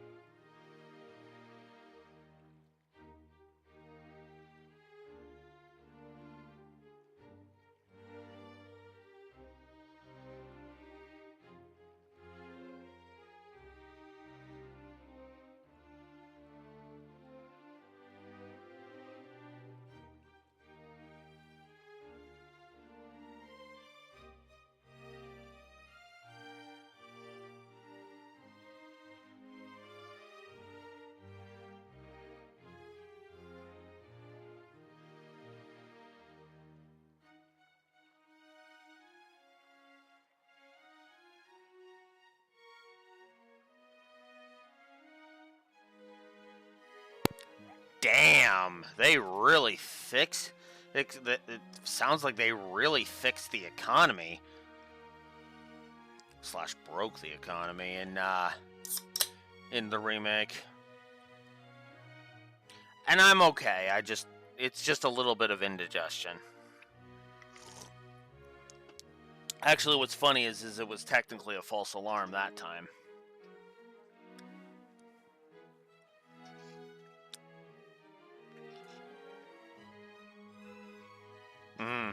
Fair enough.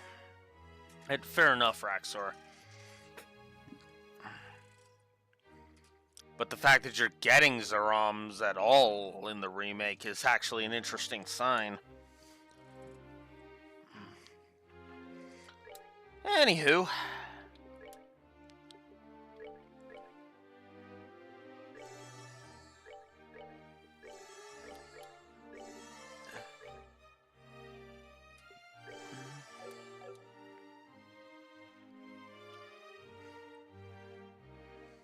Ah, the in-game achievements as well.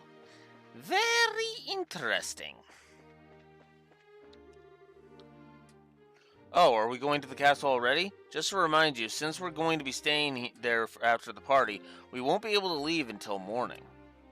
Ah, not just yet then. Back already? Yeah, no. If I'm able to go, then I'm a-going now. Because, yeah, I am not a fan of the final dungeon, and being ready for it would be nice.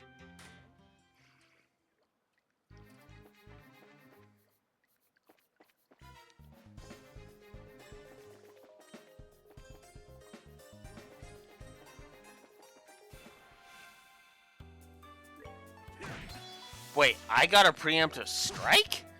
Huh?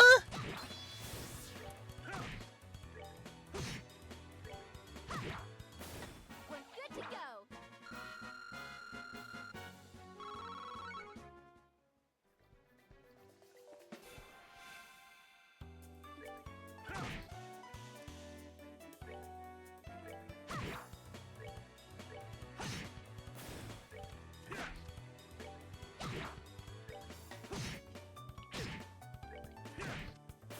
Savor the victory. We earned it.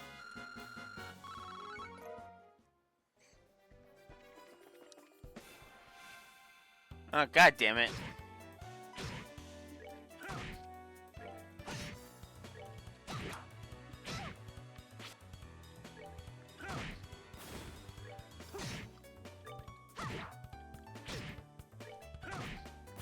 Savor the victory.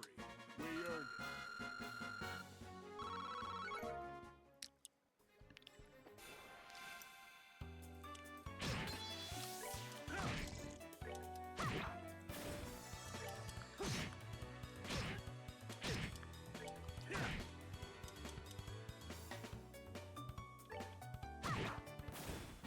Wing rule.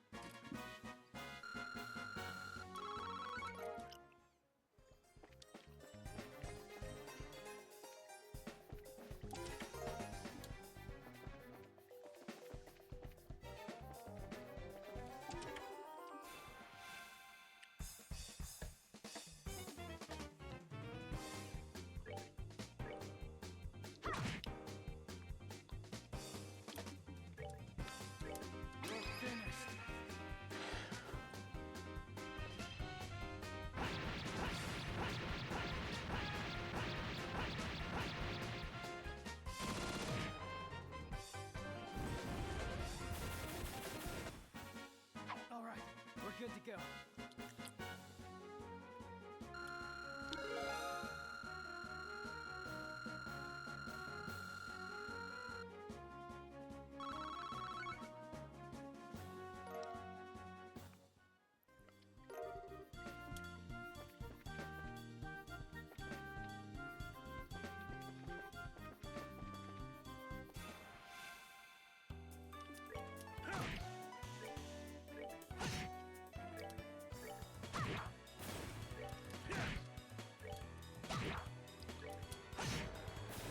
That's that. Let's move out.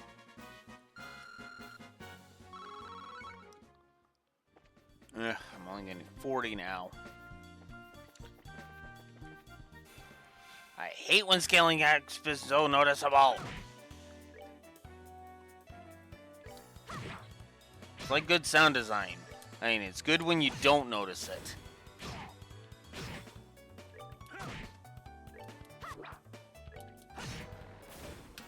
That's that. Let's move out.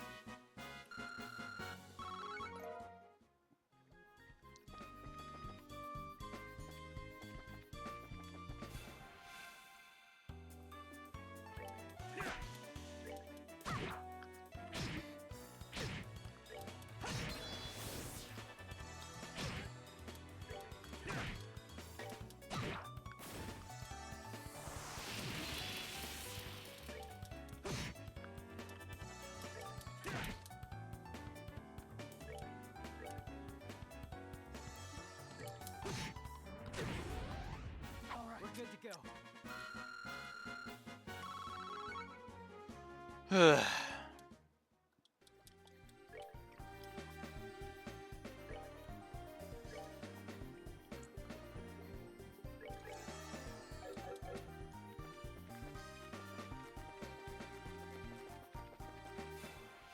Oh my god.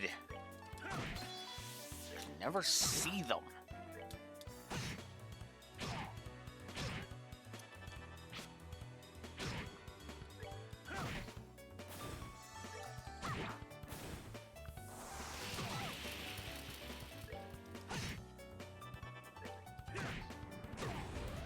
Savor the victory. We earned it.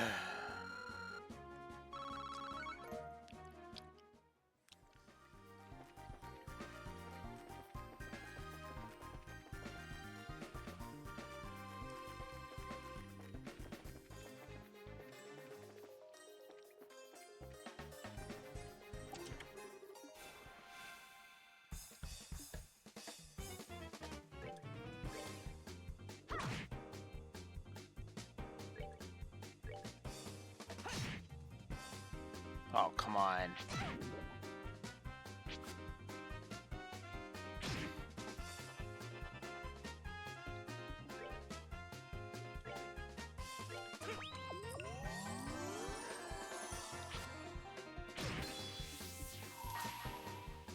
You're finished.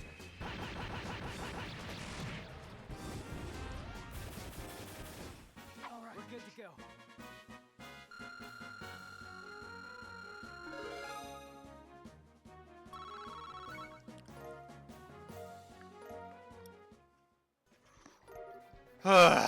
Okay.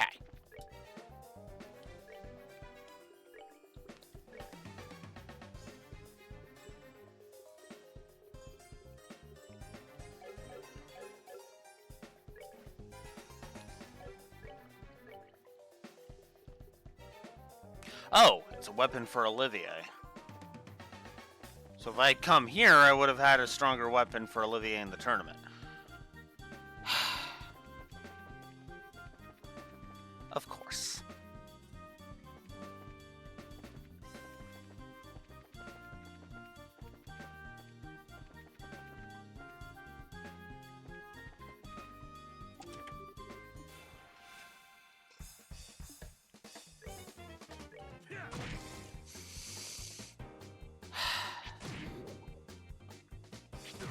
Oh, I forgot to set it. Yeah, that's the other thing I forgot to do. Whoops! Because I'm pretty sure he has Aura Blast right now. His Kamehameha move. Oh, come on!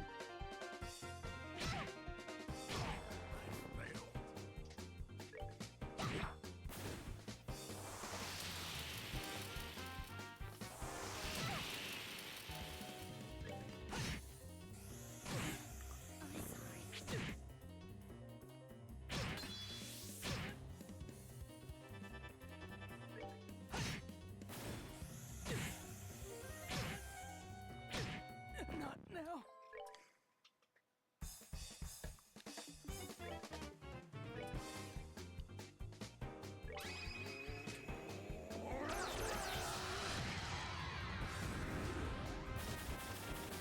Savor the victory. We earned it.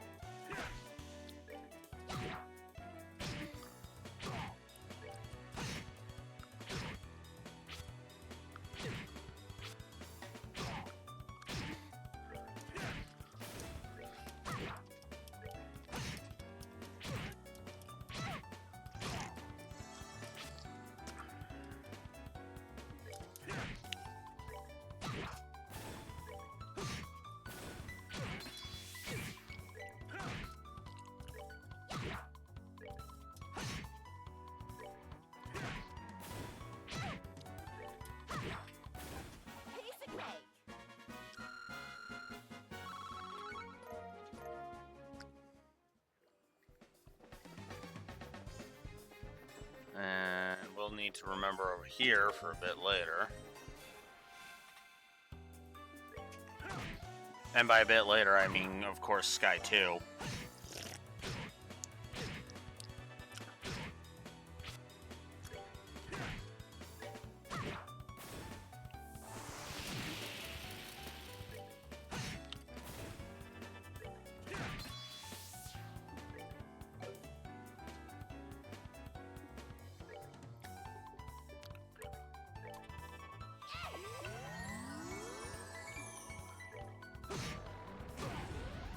That's that. Let's move out.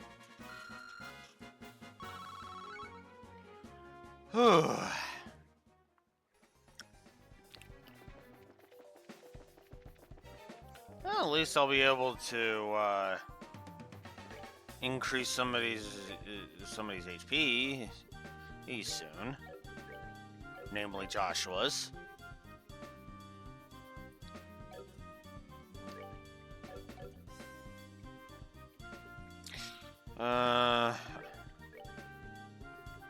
Need this. There we go. I hate how much of a maze this is.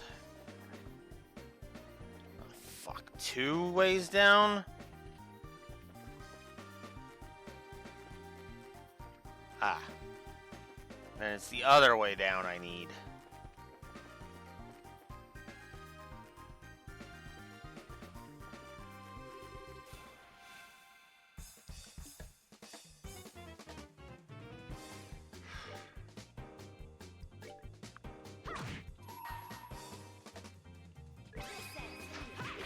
I forgot to change Jin's S-Break again, didn't I? You're finished.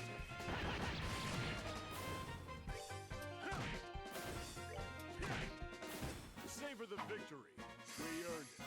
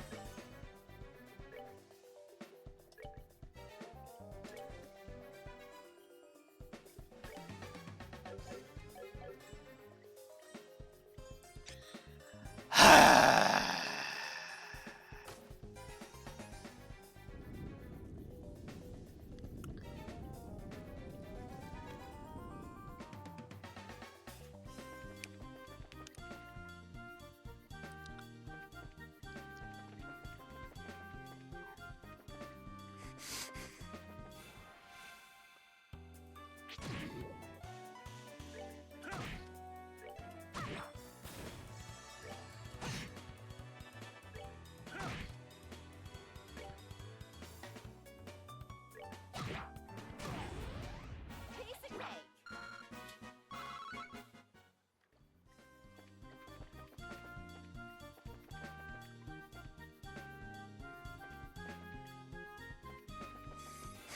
Oh, come on!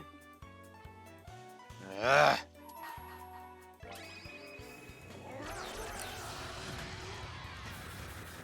Savor the victory. We earned it. Ugh.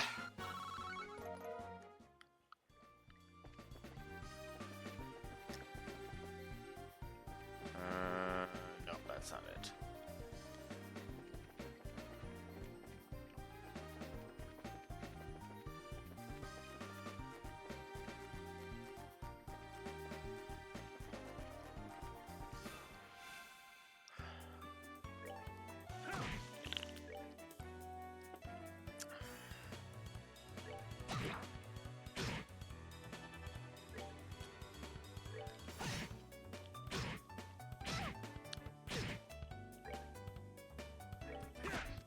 Oh, come on.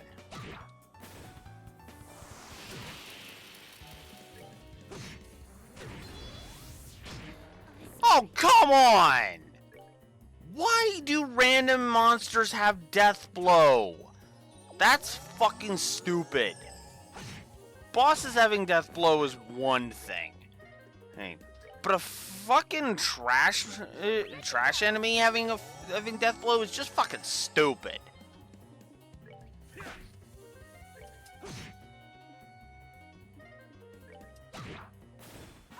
rule.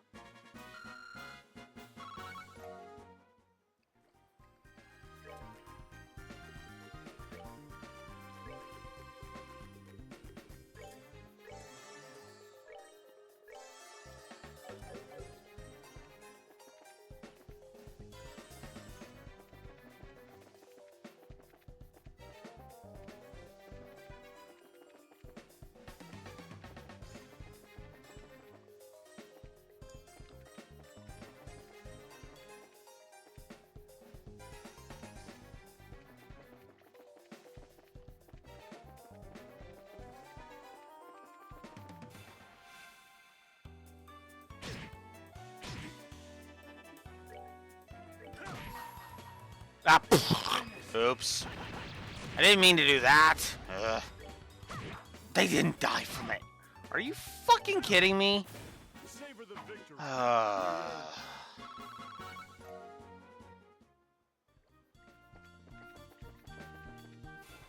Oh my god! Come on! Fuck!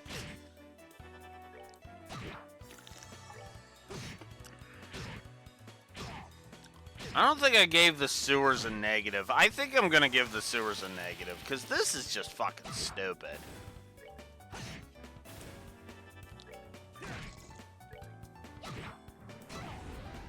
Piece and cake.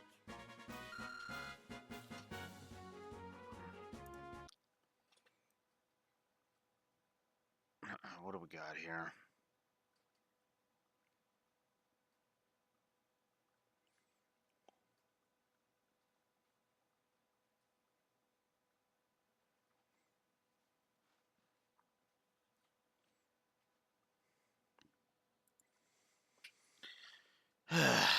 Yeah, let's give a negative.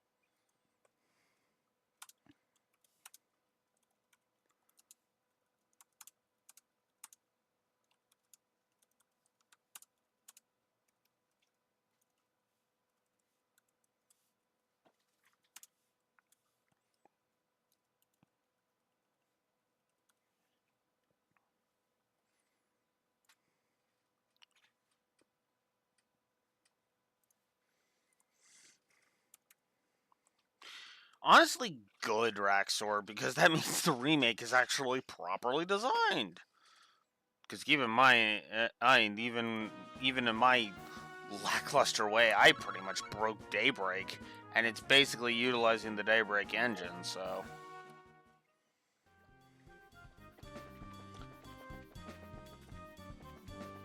Oh. Oh no. Really?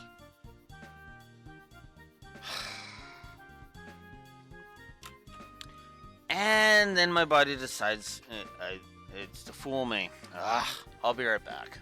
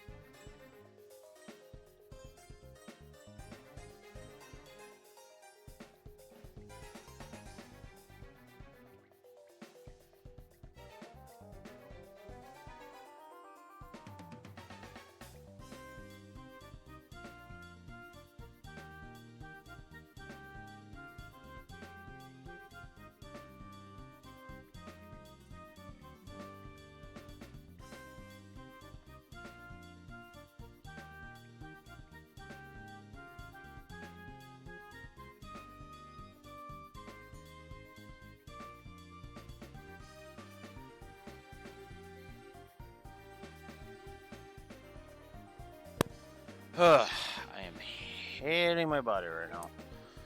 Oy.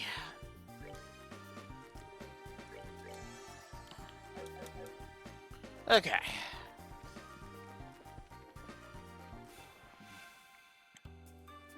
Ugh.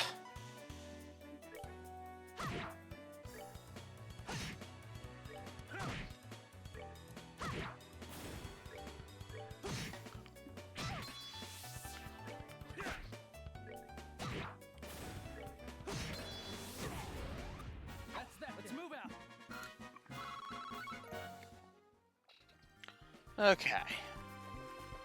Now I just gotta figure out where the hell... Oh, come on!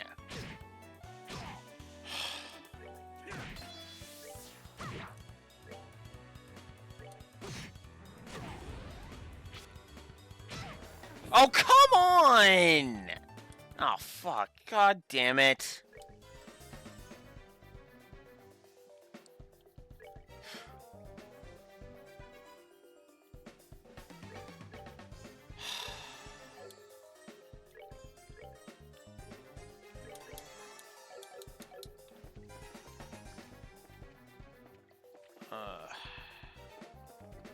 All that for nothing.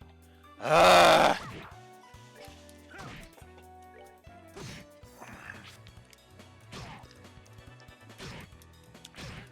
Come on. Stop getting a bajillion turns. I'm sick of this game pulling that shit.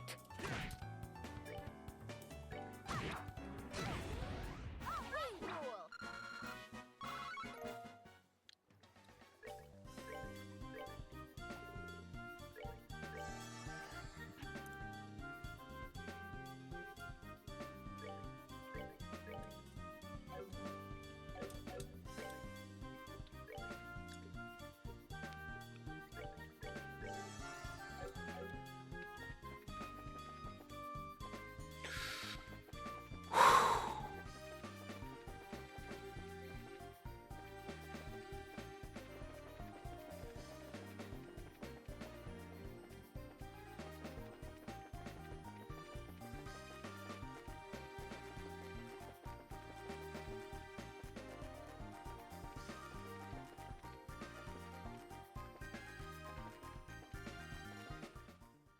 There.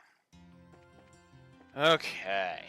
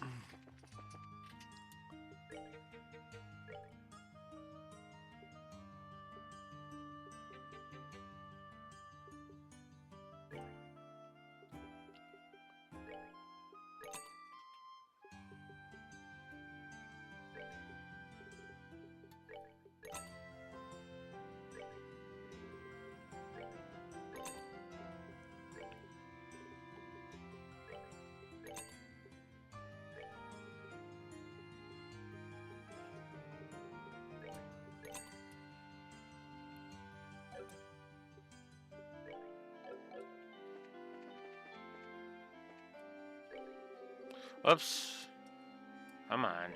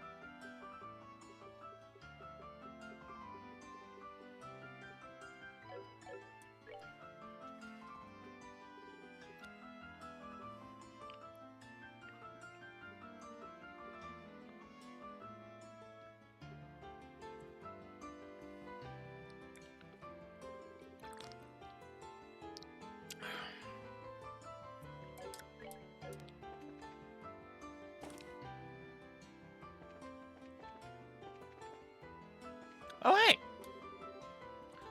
Which one to choose? Ah, when they're this cute, I just can't make up my mind. I mean, I came all this way to the capital. I might as well enjoy my time here, you know? And of course, she's looking at plushies. Very important.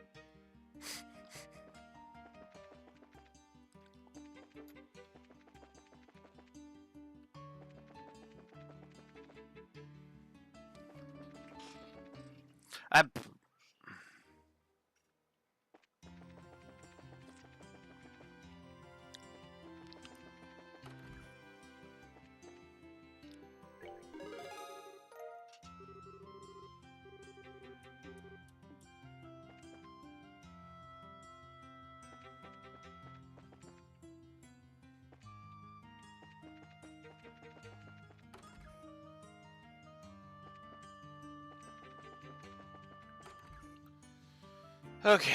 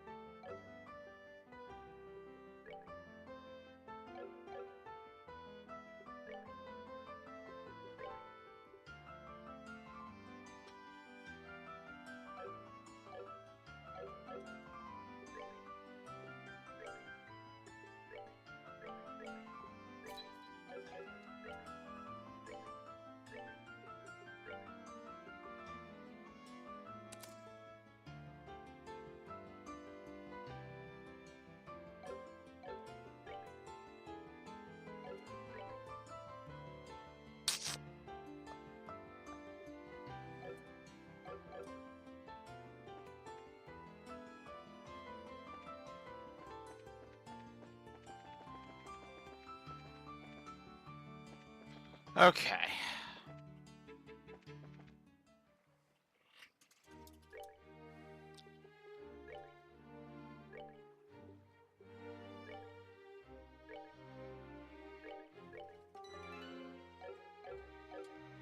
Okay.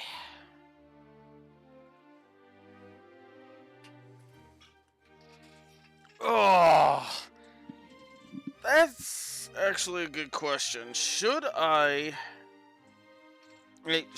go ahead